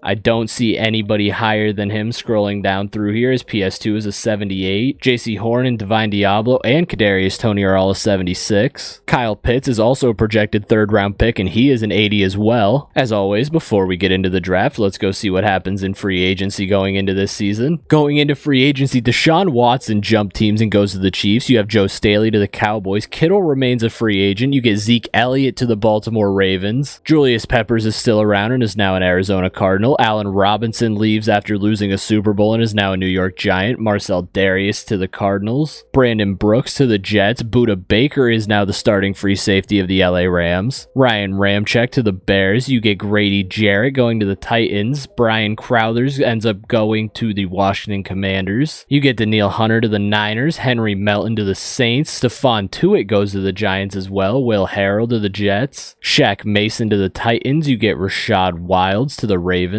Chidobe Awuzie to the Eagles. Preston Smith to the Jets and Tyler Gore to the Eagles. Matt Milano ends up a Kansas City Chief. Tyler Lockett to the Vikings. Brandon Graham, the 2 or 3-time Defensive Player of the Year, is now a Chief. Vontaze Burfict remains a free agent, as he should. As now we go into the 2021 NFL Draft. I'm not going to simulate it this time. We're actually going to watch it. The New England Patriots have the number 1 overall pick. The New England Patriots take Christian Darrisaw at 1. The Chargers at 2 get T-Law. So instead of Herbert the year before, the Chargers end up getting Trevor Lawrence. The Jets get Jalen Phillips. The Cardinals are up next and get Penei Sewell. The Eagles get Jamar Chase, who slipped from the number 1 prospect all the way down to the 5th pick. Micah Parsons ends up back in Dallas. The Lions have the next pick. They get Jeremiah Owusu-Koramoah. Rashad Bateman to the Rams. The Browns are up next and get Sean Crothers. The Niners after that get Demaryius Thomas, the right end. And then you have the Giants getting Jalen Miller. The Ravens after that get PS2. The Carolina Panthers coming up get Dalton Harrington. The Bengals are up next and get Odafe Owe. The Bills are coming up after that and get Ralph Bowman. The Packers after that get Nick Bolton, and now on to the Texans, who get Eli Barker, and the Broncos following them get Brashad Pierman. The Pittsburgh Steelers have the 19th pick in the draft, and they get Divine Diablo in a very Pittsburgh Steelers-like pick, getting a linebacker in the 1st round, and Trey Lance is now going to the Atlanta Falcons, and that is where we'll end the 1st round. And now as we saw the first 20 picks, we'll scroll down here. Zach Wilson ends up a Jag, and they get screwed out of T-Law and end up with Zach Wilson. Eric Stokes to the Saints, you get Rashawn Slater to the Vikings. You get JC Horn to the Raiders. Justin Fields ends up a Washington Commander. Asante Samuel Jr. to the Dolphins. Greg Rousseau ends up a Colt. Najee Harris goes to the Patriots, and Pat Freiermuth to the Chargers as 2 Steelers draft picks from that season go back to back. Javon Holland to the Jets. Kwity Paye ends up a Cardinal. Kadarius Toney is a Brown. Travis Etienne ends up a 49er. Rondale Moore to the Giants. Creed Humphrey does end up in Pittsburgh. Hufanga ends up a Chief. Jalen Waddle also ends up a Commander as they just got their new quarterback in Justin Fields. Tutu Atwell ends up a Patriot. You get Greg Newsome to the Jets. You get other players like, say, Chuba Hubbard to the Giants. You get Mac Jones to the Ravens. Kyle Pitts does go in the 3rd round to the Buffalo Bills. Amon-Ra St. Brown goes to the Chargers. I had to scroll all the way down to find that. He went in the 6th round. And now we go on to the Rams-Bengals Super Bowl season of Super Bowl 56, where Cooper Kupp is meant to be your Super Bowl MVP, which if things align line up the way they have been, the Texans could make it and Cooper Kupp could technically be a Super Bowl MVP. And now, just like I said, with Cooper Kupp still potentially being Super Bowl MVP, the Texans are the 1 seed in the AFC with the Dolphins at the 2 playing the Ravens, the Chiefs at the 3 playing the Jags, and the Steelers at the 4 playing the Bills. The NFC side, you end up getting the Saints at the 1 with the Lions at the 2 playing the Bears, the Rams at the 3 playing the Cowboys, and the Eagles at the 4 playing Pat Mahomes and the Seahawks. So Jordan Love is your NFL MVP with the Detroit Lions. EJ Manuel for the Eagles is 2nd. Dak Prescott for the Bills is 3rd. Maybe this is the real life thing. Maybe Jordan Love's just going to pop off next year and be MVP. Doug Peterson is your coach of the year for the Jacksonville Jaguars. You go on to the AFC where you get Offensive Player of the Year Adrian Peterson for the Bills, Kadarius Toney in 2nd for the Browns, Derrick Henry in 3rd for the Texans, and then you get Keenan Allen in 4th. We go to Defensive Player of the Year where Patrick Willis is still hanging around and wins it for the Jags. You get the athletic Josh Allen in 2nd. Offensive Rookie of the Year goes to Kadarius Toney, who beats out Trevor Lawrence and Devonta Smith, who both ended up on the Chargers, by the way, and Pat Freiermuth. So this offense on the Chargers is stacked, yet the team went 7-10. Defensive Rookie of the Year, you get Greg Newsome for the Jets with Austin Woods behind him, Lorenzo Caldwell in 3rd. Going over to the NFC side, you have Super Bowl MVP Kenny Galladay as Offensive Player of the Year. You have Jarvis Landry in 2nd for the Lions and A.J. Brown in 3rd for the Bucks. Defensive Player of the Year, you get Julius Peppers winning his 4th, I'm pretty sure, followed by Alden Smith, Jordan Brooks, Sharif Floyd, Chandler Jones, Manti Te'o for the Giants. Offensive Rookie of the Year goes to Rondale Moore, who beat out Trey Lance and Jamar Chase, along with Travis Etienne. Defensive Player of the Year is the guy it should be. It's Micah Parsons. So I can tell you the AFC Championship game because the Steelers finally made one, and they are going to play Derek Carr and the Chiefs in the AFC Championship game. On the NFC side, you get the Philadelphia Eagles against the Chicago Bears, looking to go to a 3rd straight Super Bowl with Blake Bortles. Since I'm already on the Steelers, we'll start on the AFC side this time, whose quarterback just happens to be Danny Dimes. As you can see right there, the top 3 for the Steelers are Shaq Thompson, Chris Godwin, and Bradley Chubb. You get the Chiefs, where you have Mike Massey, Derek Carr, and Cordell Joseph. So this is the potential for my team to finally make a Super Bowl. We'll see what the Steelers can do if they can take down Derek Carr. Just under 4 minutes to go. The Steelers have the ball. Danny Dimes is in the shotgun. They need 7 points to take the lead, 6 to tie. Daniel Dimes is going to throw the ball. He's dropping back to throw. He's chucking it up to a guy who's wide open down the field, and it's caught. Danny Dimes has 237 and 2 touchdowns. Who is that? Danny Dimes lined up under center. It looks like he's got Najee Harris behind him, but it's not, as I think that's a false start, not offsides. So after that, now Danny Dimes decides to come out in an empty backfield. He's going to be throwing the ball here. He's dropping back to throw. He's stepping up. He hits the tight end for a gain of 2. This time you have Danny Dimes lined up back there in the shotgun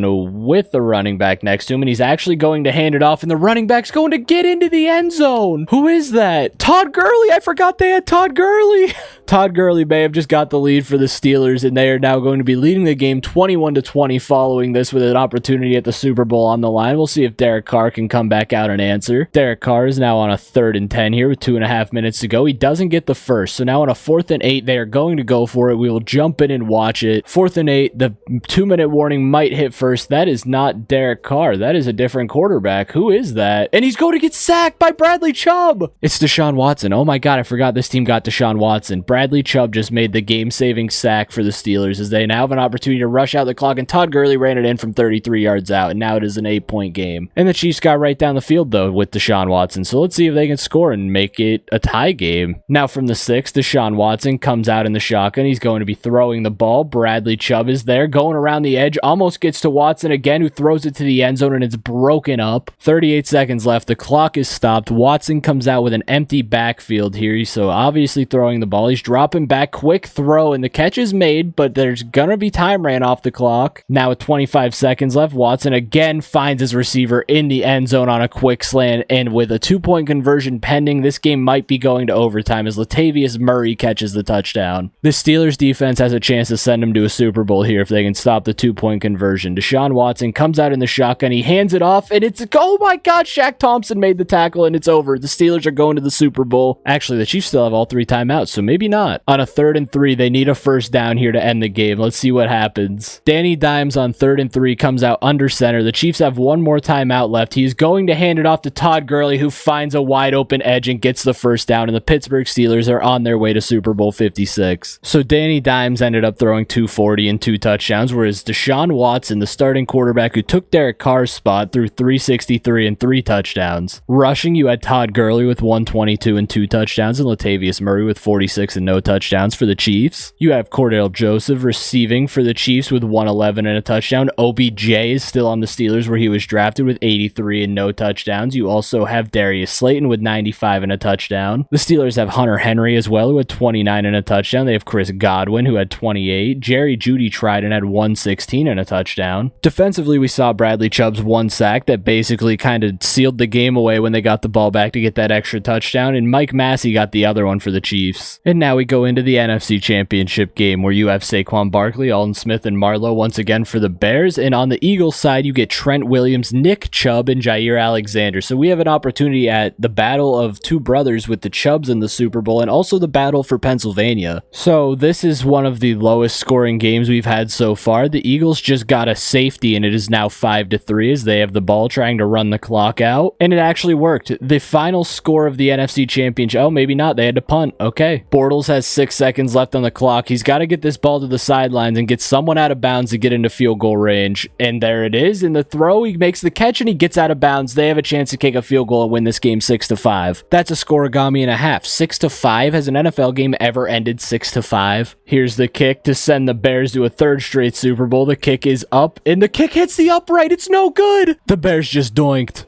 Oh my God, that's so... The Bears like the double doink, and now this. They fall short of the Super Bowl in the NFC Championship game and lose 5-3. As EJ Manuel is on his way to a Super Bowl after throwing 146 and no touchdowns, and Blake Bortles threw 231 and no touchdowns because there was no touchdown even scored in this game. Rushing, you had Nick Chubb with 23 yards and no touchdowns. You had Saquon Barkley with 45 and no touchdowns. Receiving, Debo had 59. Jamar Chase had 50. Austin Hooper had 79 as the leading receiver in the game. Nick Chubb had 16. Stephon Diggs is an Eagle. He had 11. You have Zadarius Smith with 1 sack. You also got Carlos Grice with 1 sack. And here is Super Bowl 56. The Steelers versus the Eagles. Trent Williams, Jair Alexander, and Jamar Chase for Philly. And you get Marcus Williams, Chris Godwin, and Bradley Chubb for the Steelers. It's not looking good for Pittsburgh as Philly is about to score another touchdown with just over 2 minutes left. Danny Dimes is to get them down the field quick and score. It is now 4th and 10. This is the game on the line. Let's see if Pittsburgh can get the first down as Danny Dimes comes out in the shotgun. He's dropping back to pass. He's chucking it up. He had the receiver and it's batted away, and the Steelers are going to lose in the Super Bowl to the Philadelphia Eagles and fall just short. And just like that, EJ Manuel is now a Super Bowl champion. Danny Dimes and the Steelers go home, and the Philadelphia Eagles are your Super Bowl champions as Nick Chubb and Stephon Diggs also get a ring. There's Danny Dimes and EJ hugging it out. EJ Manuel with his Lombardi trophy, something he never got. There's Nick Sirianni celebrating next to him. EJ ended up throwing 281 and a touchdown. Danny Dimes had 131 and seems like he kind of sold the Super Bowl. The Steelers tried to fake punt at one point. That was incomplete. 1 interception for both quarterbacks. Rushing, you had Todd Gurley with 56 and no touchdowns. EJ had 23 yards rushing and 2 touchdowns. You had Nick Chubb with 45 and no touchdowns, but he got hurt, so Devontae Freeman came in and had 27 and a touchdown. Danny Dimes had a rushing touchdown. Receiving, you had Tylo Kerr with 115 and no touchdowns. OBJ had 74. Mark Andrews for Philly had 62. And there's Stephon Diggs and Jamar Chase both getting a ring as Jamar had 25 and a touchdown in his rookie season, and you had Stephon Diggs with 36.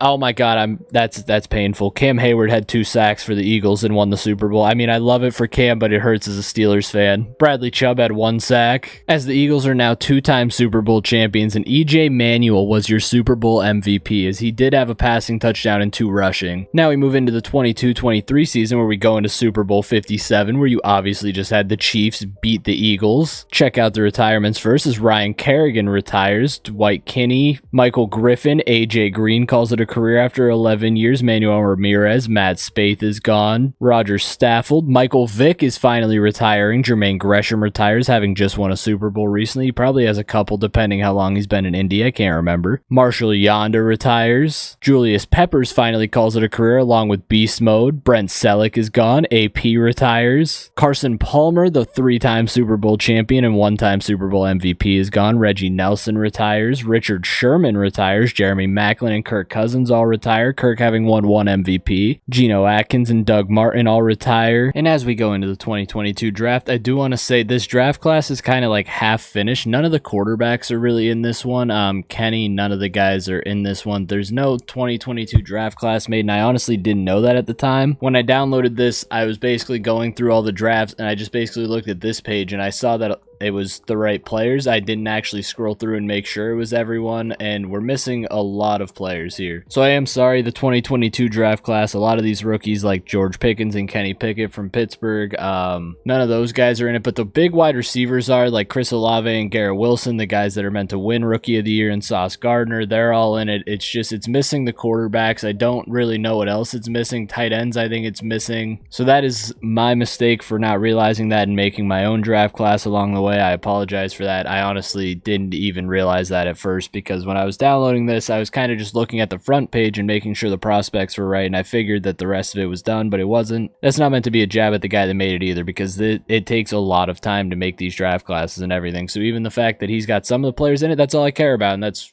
pretty cool still to just, we're going to be able to throw them in there. But we might not look at as much as the draft this season because we're missing a lot of the players. So let's get into free agency though. I've been sitting here for 30 minutes trying to find the right draft class because I noticed that one was like that, and there's no other one made, so I really appreciate this guy for having this one made. So going in to look at free agency though, Devontae Adams has switched teams and is now a Buffalo Bill. Le'Veon Bell remains a free agent, so does Anthony Barr. Travis Boren is now a Ram. You get Jair Alexander going to the Colts. Graham Gano is still a free agent. Ryan Kelly to the Rams. Mike Pouncey also to the Bills. You get Kelechi Osemele to the Chargers. Eric McQueen to the Texans. You go down, you get Andrew Luck is now the quarterback of the Cardinals. Orlando Brown to the Bears. Gronk is now a Denver Bronco. Kyle Juszczyk goes to the Giants. You get Taylor Decker to the Browns. Niles Wolfe also to the Browns. Jason Verrett to the Bucks. You get Joe Hayden to the Falcons. DJ Humphries to the Colts. Cody Whitehair to the Packers. Corey Liuget to the Jags. You get Luke Jokel to the Jets. Stephon Tuitt is back in Pittsburgh for the second time I think he signed here. James Washington, who won Offensive Rookie of the Year at one point, is now a Texan. So now we go on to this draft that, again, I apologize, is a little messed up. I'm just going to simulate this one, and we're going to see who the top picks were. In the draft, Ikem Ekwonu ends up going first to the Colts. I can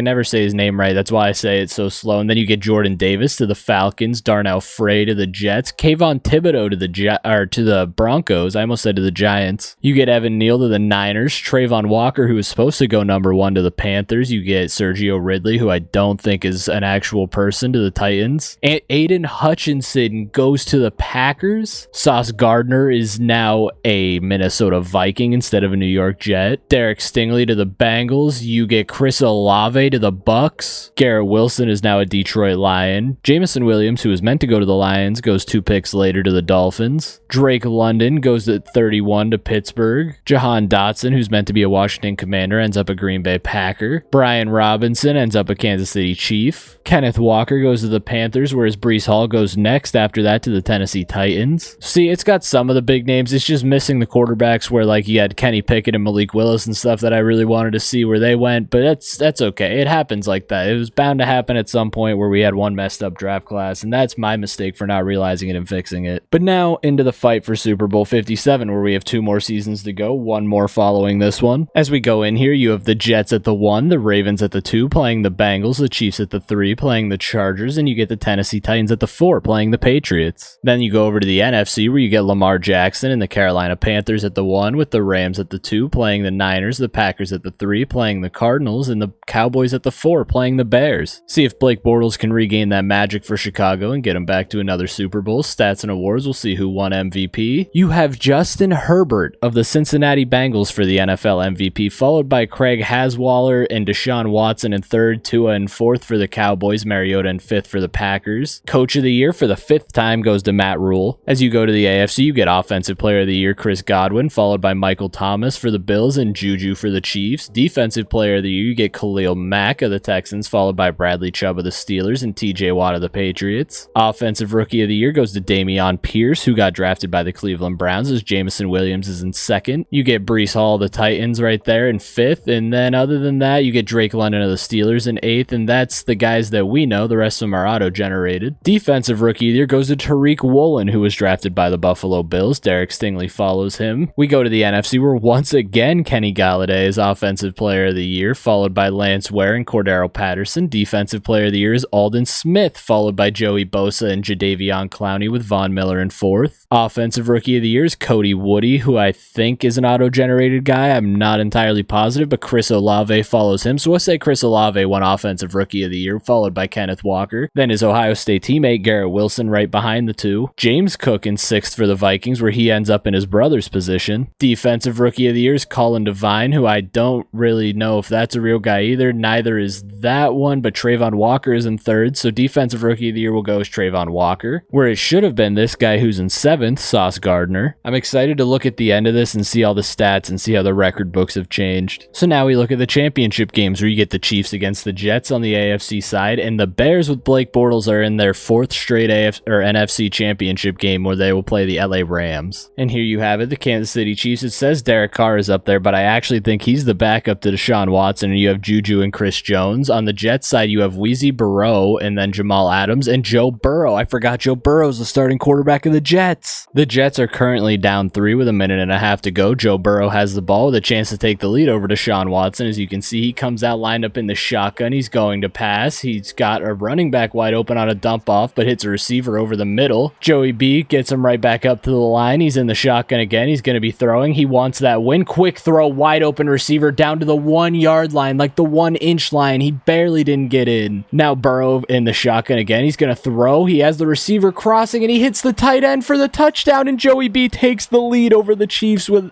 40 seconds left. It's Tyler Eifert. A connection that could have actually been real if Tyler Eifert would have never had injury problems and would have stayed in Cincinnati. It could have been Joey Burrow to Tyler Eifert. Now for the Chiefs. Let's see if Deshaun Watson can get him down the field. I'm going to let him get past midfield before I jump in. They have 1 timeout left, 16 seconds left. It is now 1st and 10. Oh, the pass was incomplete. It was actually Derek Carr throwing the ball. Where was Watson? It is now Jets ball. Joe Burrow can knee out the clock, and Joe Burrow is on his way to his first career Super Bowl. Derek Carr was actually the starter. I don't know if maybe Deshaun Watson was hurt, or maybe Deshaun Watson switched teams. I can't remember. Maybe Deshaun Watson switched teams. Maybe I missed that and I wasn't paying attention. I probably said it and I just didn't remember. Kai Blake for the Jets had 15 yards rushing and no touchdowns. You had Josh Jacobs for the Chiefs, as him and Derek Carr team up once again, and he gets 41 and 2 touchdowns. You go receiving. You have Jerry Jeudy for the Chiefs with 76 and no touchdowns. You get George Espinoza with 73 and a touchdown. Tyler Eifert had 80 and 2 touchdowns. Defensively, you get Stephen Graham with 2 sacks. You get John Franklin Myers for the Jets with 2. Preston Smith for the Jets had 1.5. Now we move over to the NFC, where we'll watch the Bears take on the LA Rams. It's looking like Blake Bortles and the Chicago Bears might be on their way to another Super Bowl, and they are, as they win 41-24 in the end. The Rams starting quarterback is that Craig Haswaller guy who threw 218 and 2 touchdowns, but you had Blake Bortles throwing for 343 and 5 touchdowns and a pick. Rushing, you get Saquon with 49 yards and no touchdowns.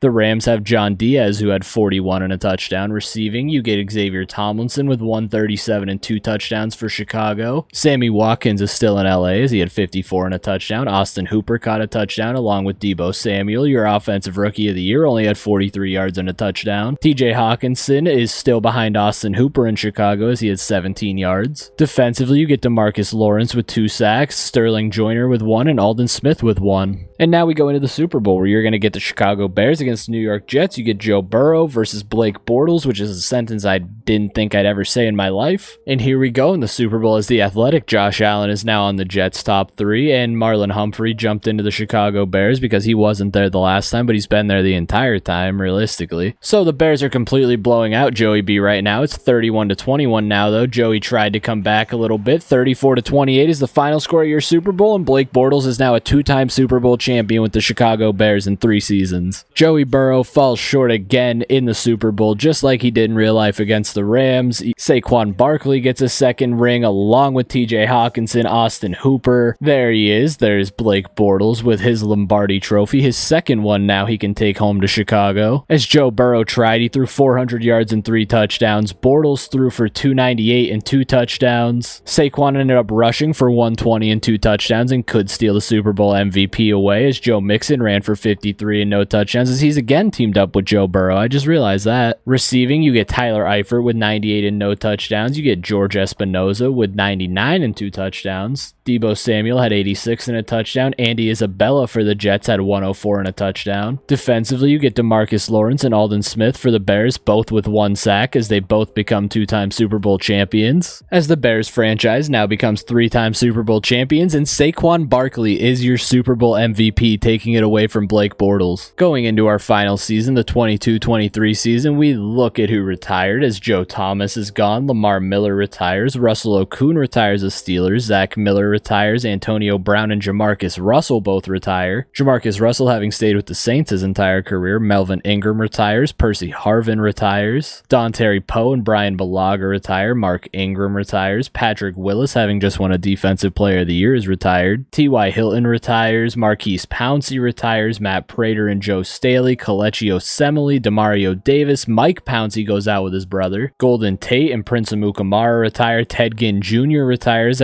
we haven't said his name at all, Anthony Spencer, the 4-time Defensive Player of the Year, retires, Brian Cushing, who was recently a Defensive Player of the Year, retires, Vontae Davis retires, he didn't retire mid-game this time, Devonta Freeman is our last retirement on the list before we get into coordinators. And now for our most recent draft, the 2023 draft that just happened, where Bryce Young went number 1, but CJ Stroud is projected number 1 as of now. You have Christian Gonzalez, Will Levis, Will Anderson, Tyree Wilson, AR-15. You get Peter Skoronski, Jalen Carter, Luke Van Ness, Paris Johnson, JSN, Broderick Jones, Quentin Johnston, Brian Branch, JPJ. You get Bijan Robinson, Devin Witherspoon, Zay Flowers, Jordan Addison, Siaki Ika. You get Michael Mayer, Jahmyr Gibbs, Jordan Battle, Brian Breesy, Antonio Johnson. So I look at these players overalls quite a bit because this is the draft I use when I do resims, but you get Stroud at a 77, Bryce Young at a 79, Christian Gonzalez at a 78, Will Anderson is the lone 80 right there in the top 5, as Bijan Robinson comes in at a 79. You get Zay Flowers at a 75, Addison at a 76. And other than that, everyone stays around in that 70 to 79 range that you usually expect from the draft classes. So as we go into the final season, let's take a look at which free agents decide to switch teams, and then we'll see who gets drafted where. Going into this season, David DeCastro is now a Bills, Teron Armstead and Le'Veon Bell remain free agents, Anthony Barr signs with the 49ers, Kyle Juszczyk is a free agent, sadly, Justin Pittman to the Bears, Julio Jones is now a 49er, Josh Jacobs leaves and goes to the Falcons, Justin Simmons is now a New York Giant, Darius Slay to the Texans, Jonathan Allen goes to the Patriots, Miles Sanders goes to the Bills where they need to replace AP as he recently retired, Connor Williams to the Commanders, DJ Chark to the Raiders, Marquise Brown goes to the Falcons, you get Mitchell Schwartz to the Panthers, you get Robert Nkemdiche to the Cowboys, Adrian Amos to the Commanders,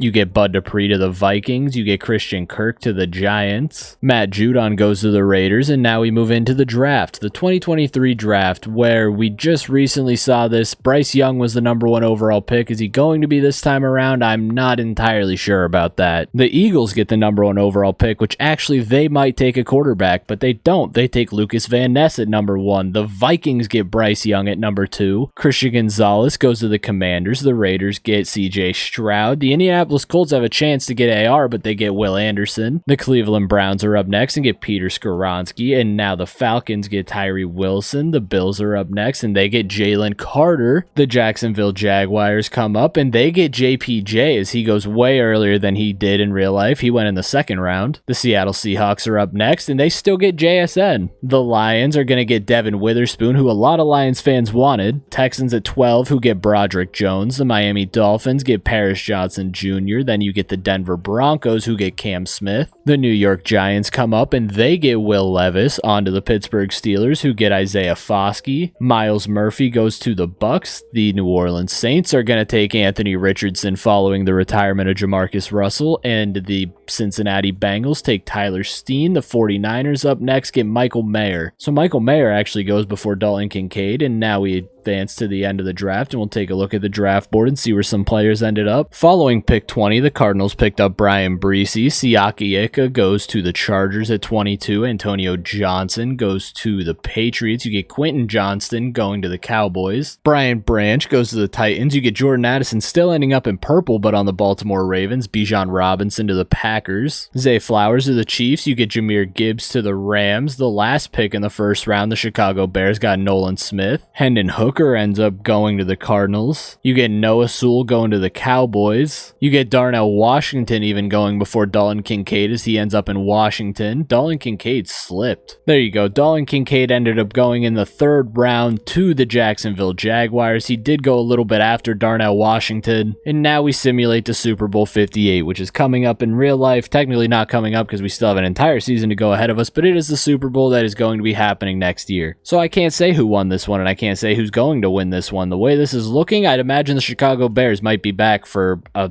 fourth time in 3 years, or a third time in 4 years. Going into this, the Miami Dolphins are the number 1 seed once again, with the Steelers at the 2 playing the Jets, the Titans at the 3 playing the Bills, and the Raiders at the 4 playing the Pats. You then get the Bears at the 1, your defending Super Bowl champions, with the Panthers at the 2 playing the Packers, the Giants at the 3 playing the Vikings, and the Cardinals at the 4 playing the New Orleans Saints. Your NFL MVP is Kyler Murray of the Baltimore Ravens, with Drew Lock behind him as the starting quarterback of the Bucks, and Dak Prescott in third. Your coach of the year once again goes to Matt Rule, as he's now won 6 of them. AFC Offensive Player of the Year is Todd Gurley, followed by Kyler Murray and Juju. You go to Defensive Player of the Year, where it's Myles Jack for the Raiders, followed by Zach Harrison and Max Crosby, also of the Raiders. Offensive Rookie of the Year goes to Parker Washington, where he beats out Jacob Cowing, Jordan Addison, Zay Flowers. You go to Defensive Rookie of the Year, you get Zach Harrison, who beat out Jalen Carter and Antonio Johnson. You go over to the NFC side, where once again Kenny Galladay is Offensive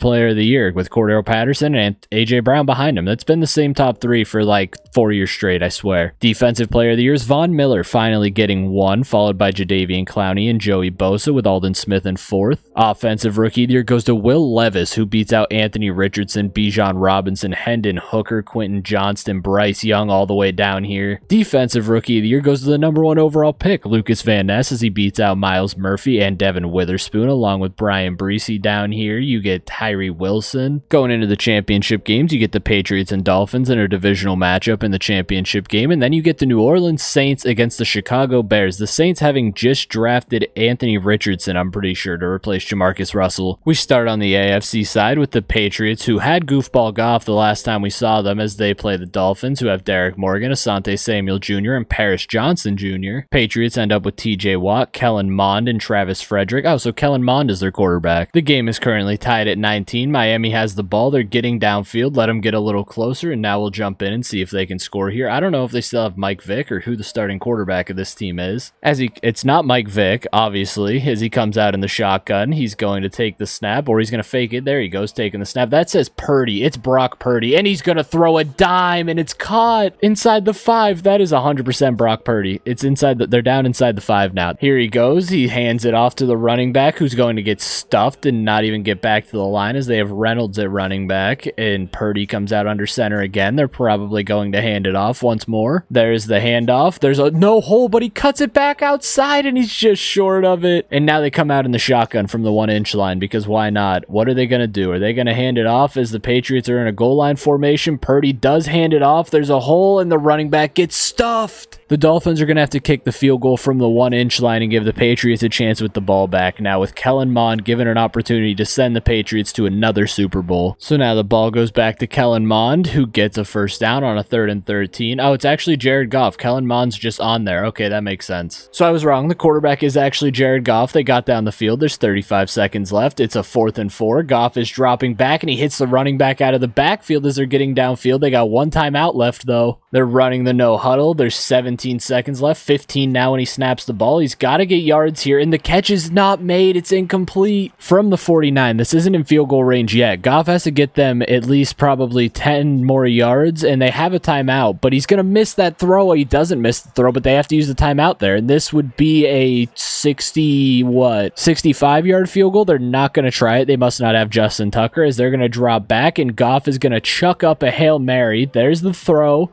This is for the game, and the catch is... he caught it!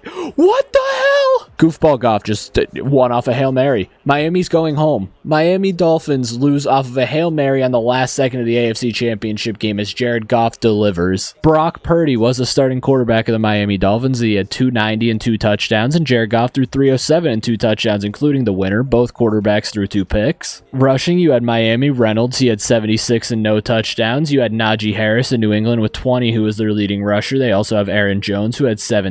Receiving, you get Tutu Atwell with 68 yards and no touchdowns. You get Devin Bennett for the Dolphins with 119 and no touchdowns. Josh Gordon with 84. Jamison Williams with 52 and a touchdown. He wasn't the one that caught the game winner, or well, he's on the wrong team. Brandon Cooks ends up with 67 and no touchdowns for the Patriots. Aaron Jones had 15. Marco Brayton is the one that caught the game-winning touchdown, as he had 125 and 2 touchdowns. So again, sorry, auto-generated guys sneaking their way in there. Giovanni Hartwell with 32. Sacks, you get Zach Harrison with 2, Nolan Smith with 1, Sam Carmichael with 1, TJ Watt with 1, and Jonathan Allen with 1. In comes Blake Bortles once more, as he's looking to become a 3-time Super Bowl champion in 4 years, as you have Marlon Humphrey, Aldon Smith, and Justin Pittman as their top 3, and the Saints have the dirtiest running back duo in the league with Kareem Hunt and Jonathan Taylor, along with Ronnie Staley. We are late in the 4th here, with the Saints having a chance to take the lead, down 3, down at the 6-yard line. The quarterback takes the snap. I think it's AR. He's gonna wind it up and run it in. Okay, that's an easy touchdown. Anthony Richardson just ran it in, and now the Saints have the lead. And so now, how will Blake Bortles respond as this team comes out? They're on a 3rd down. They get the first. They're past midfield. They're getting it down the field. They're now inside the red zone. So now here you go with Blake Bortles inside the red zone, down 4 with the ball. He comes out in the shotgun. He's probably going to throw it here. He does. He's dropping back to throw. Quick pass. Both guys intercepted right there. They kind of ran into each other, and it made the pass fall incomplete. Bortles once again. He's going to drop back. No, he's going to fake the handoff and keep it. He's got room to the outside a little bit. He gets 4 yards. On a 3rd down, Blake Bortles comes out in the shotgun. This is one of the most important plays of his career. He's dropping back. 13 was streaming across the field wide open, but so is the tight end, who I think is Mark Andrews, who gets into it's Brad Gertis. He gets into the end zone, though, and takes the lead back for the Chicago Bears. So now AR in his rookie season has to come out and make a difference, and he doesn't. He throws an interception to Eric Kendricks on the very first play, and now the Bears are just trying to run time off the clock with Saquon. Actually, it's Ramondre Stevenson running the ball. The Bears now have a 10-point lead. AR's got to get down the field quick, which he's doing. He does score. The Saints have no timeouts, so they got to recover an onside kick here. We're gonna watch the onside kick. We haven't watched any of these, but I just want to see, is it possible? The onside kick, and it is picked up by the Bears, and the game is going to end there. The Chicago Bears are going back to the Super Bowl. Anthony Richardson threw 326 and 2 touchdowns. Blake threw 344 and 3 touchdowns. As Bortles is slowly cementing himself as one of the best in the league. Not slowly, actually, pretty quickly. Bortles threw 1 pick, whereas Richardson threw 2. One of those that included one to Eric Kendricks at the end of the game that kind of lost it for him. Rushing, the Bears must have lost Saquon Barkley along the way. I didn't see that happen at all. Maybe he's hurt. But Ramondre Stevenson ends up with 62 yards rushing and no touchdowns. Kareem Hunt had 53 and a touchdown, whereas Jonathan Taylor didn't even get a handoff in the game. Receiving, you get Austin Hooper with 103 and no touchdowns. For New Orleans, you get Tyler Boyd with 115 and a touchdown. You get Xavier Tomlinson for Chicago with 71 and a touchdown. DJ Moore is also still a Saint. He had 81 and no touchdowns. As George Kittle also signed with the Saints and had 36 yards. Donovan Peoples-Jones is a Saint. And in one final Super Bowl for the Sim, it is time to watch Jared Goff and Blake Bortles go at it. As Saquon Barkley is there. Maybe he was just hurt that game. He might be back for the Super Bowl, though, which would be great for this team. It is 22-17 late in the game. Bortles has a chance to get his team down the field and take a lead as they are down 5. It's a very weird score. The Patriots actually kicked 2 field goals, tried a 2-point conversion after 2 touchdowns and missed it, so they've got 22, and the Bears are actually punting the ball away. I clicked in on a punt. It's a beautiful punt right into the end zone.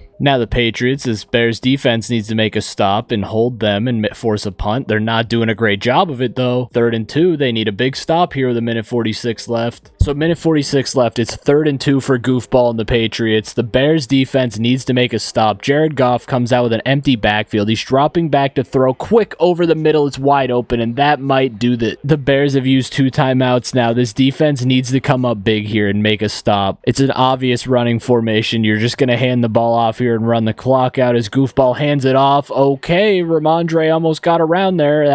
I think that's Ramondre, right? The Bears are now out of timeouts. It is 2nd and 2. This defense needs to make 2 stops and hold it to minimal amount of time, but it's going to be a handoff to, is that Najee? And he's going to get the first, and the New England Patriots and Goofball Goff are your Super Bowl 58 champions. So is that a sign for what's to come? Is Goofball Goff going to be the Super Bowl 58 champion? And the game is over, and it's going to New England, where it's going to say they technically have 8, but they really only have 4 now. No, they have 5. There's Jared Goff. They have Antoine Winfield on this team right there celebrating. There's Najee Harris. There's Christian Darrisaw also getting a ring now. Take one last look at Jared Goofball Goff, as he is now a 2-time Super Bowl champion. Goff ended up throwing for 339 and a touchdown. Bortles had 268 and 2 touchdowns. Goff had 1 pick and Bortles had 2. You go to rushing, where you had Aaron Jones, who is actually the running back, not Najee Harris. Najee Harris is number 12. So it was actually Aaron Jones, number 33, not Najee Harris, and he had 45 and 0 touchdowns. Najee's right here, and he had 8 and a touchdown. And Saquon did come back for the Super Bowl, but it wasn't enough to help the Bears win it. Receiving, you get Trevor Gay for the Bears with 108 and a touchdown. You get Giovanni Hartwell for the Patriots, who had 91 and no touchdowns. You get Marco Brayton, who had 47 and no touchdowns. Aaron Jones had 39 receiving. Tutu Atwell gets a ring. Brandon Cooks gets a ring. Now defensively, we go over here where Aldon Smith had 3 sacks for Chicago and Sheldon Rankins had 2, and it still wasn't enough. TJ Watt for the Patriots is now a 2-time Super Bowl champion with 1.5 sacks. And just like that, we're done simulating through the seasons. We are now going to look at the record books and see how all of that has changed. Before we get into the records or anything, we will look, and Jared Goff is now a 2-time Super Bowl MVP. And so now we go into the record books. Before we go into the numbers, we're going to look at legacy score and see who finished where, as Andy Reid does end up with 3 Super Bowls, and he is number 1. Frank Reich has 4 Super Bowls and ends up at 1 or 2. You get Matt Rule, who has 5 Coach of the Years and no Super Bowls, even though he went to 4 at 3.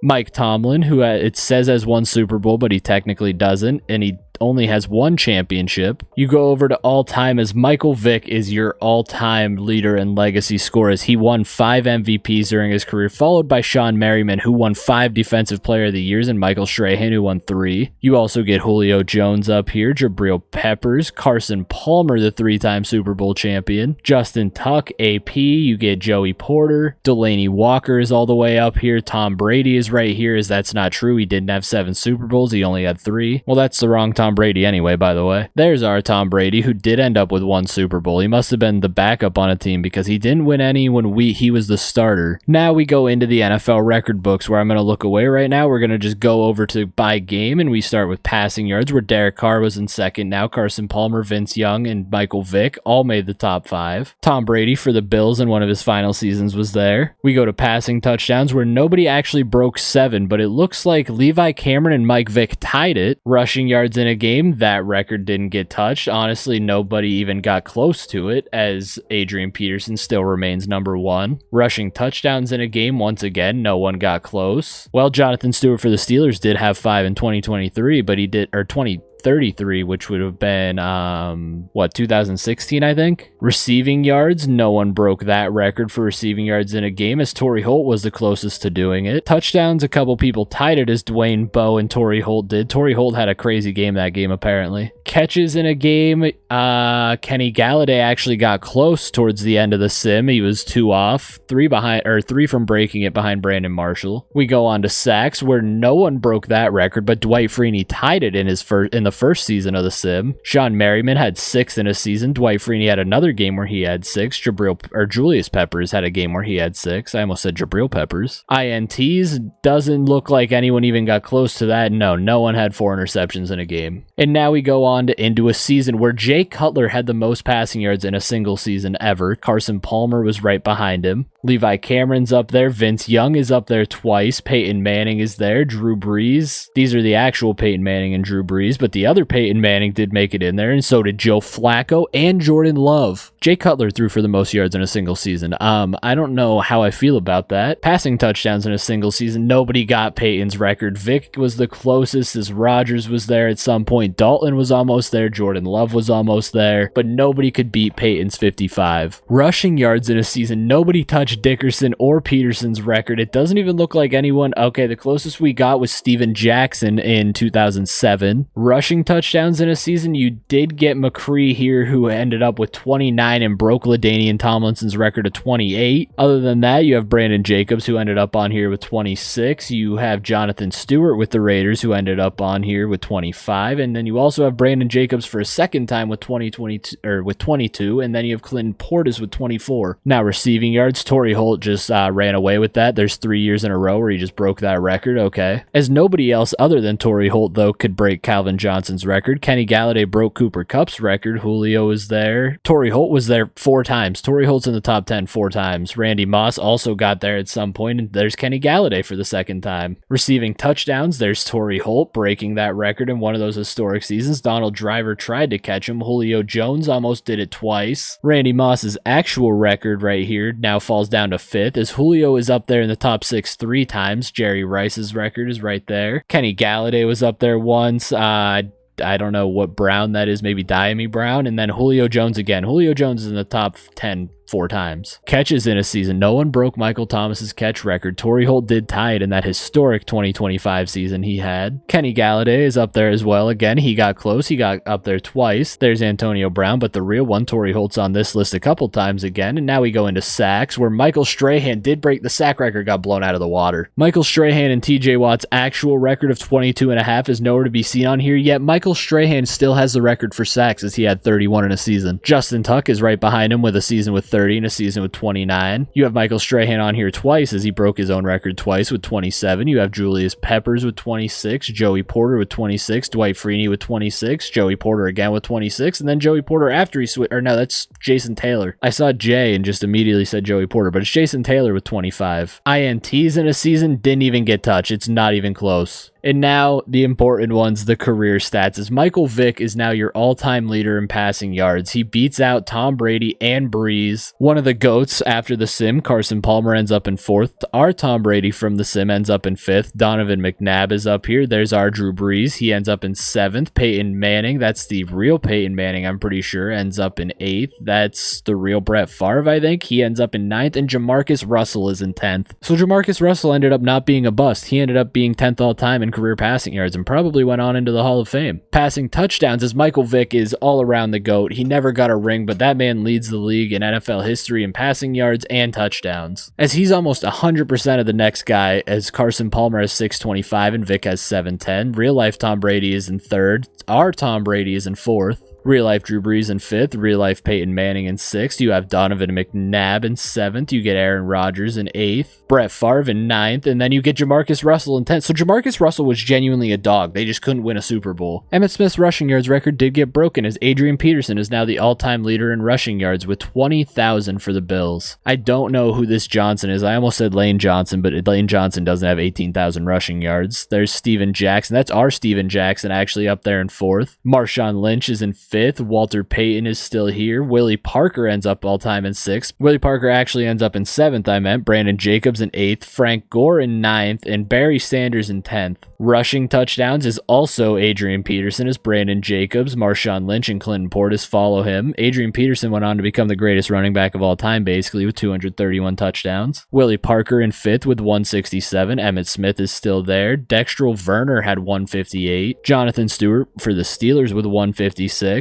And now receiving yards. Nobody did it. Nobody broke Jerry Rice's receiving yards record. I had hope. I thought someone could do it, but Julio Jones ends up in 2nd, still 2,000 yards behind him. Torrey Holt ends up in 3rd with 18,000. You get Calvin Johnson, then you get Larry Fitz, who that might honestly, I don't know which one's which. One of these is real life Larry Fitz and the other one is ours. They both played for the Cardinals their whole career, and they are 400 yards apart. Antonio Brown with the Saints ends up on this list. Jericho Cotchery is is right there, and there's Ted Ginn Jr. I'm surprised to not see Jacoby Jones on this list. Now we go to receiving touchdowns, where we did break Jerry Rice's record, as Julio Jones had 209 career touchdowns and is now your all-time leader in receiving touchdowns. I'm gonna say this is real life Larry Fitz in third, as you get Jericho Cotchery up here, Megatron, our Megatron is up here, Torrey Holt, you get Randy Moss, then you get T.O. I don't think that's our T.O., I think that's real life T.O., and there's a B and Randy Moss again, so that is Vikings Randy Moss is real life Randy Moss, I think. Raiders is ours. This gets confusing. God, I should have put something after their name to make it make sense. I should have put like an asterisk. Now we go on to catches, where all-time Jerry Rice is still the all-time leader in catches, followed by Larry Fitz, Tony Gonzalez. Julio Jones ended up in 5th. Greg Olsen actually is on this list for the Lions, as he's in 4th. Torrey Holt is up here. Delaney Walker is here. Ted Ginn Jr. is here. I'm surprised with how good he seemed to have been. We didn't say his name at all throughout this whole thing. Santana Moss is up here now. Antonio Brown again. Now we go into sacks, where I have a good idea that Michael Strahan probably has the all-time lead in sacks. It's not Michael Strahan, it's Sean Merriman, and that's fair. He won 5 DPOYs. He had 274 career sacks, followed by Justin Tuck, who had 271, and there is Michael Strahan in 3rd with 263. Julius Peppers in 4th with 258. You get Joey Porter behind him. Then you get Derek Johnson for the Chiefs. There's Anthony Spencer, Terrell Suggs, Bruce Smith, and Larry Little. That Bruce Smith, I think, is the actual real Bruce Smith. Then you go to interceptions, where no one did it. No one's even on this list, I don't think, from us. Oh, there's Ed Reed,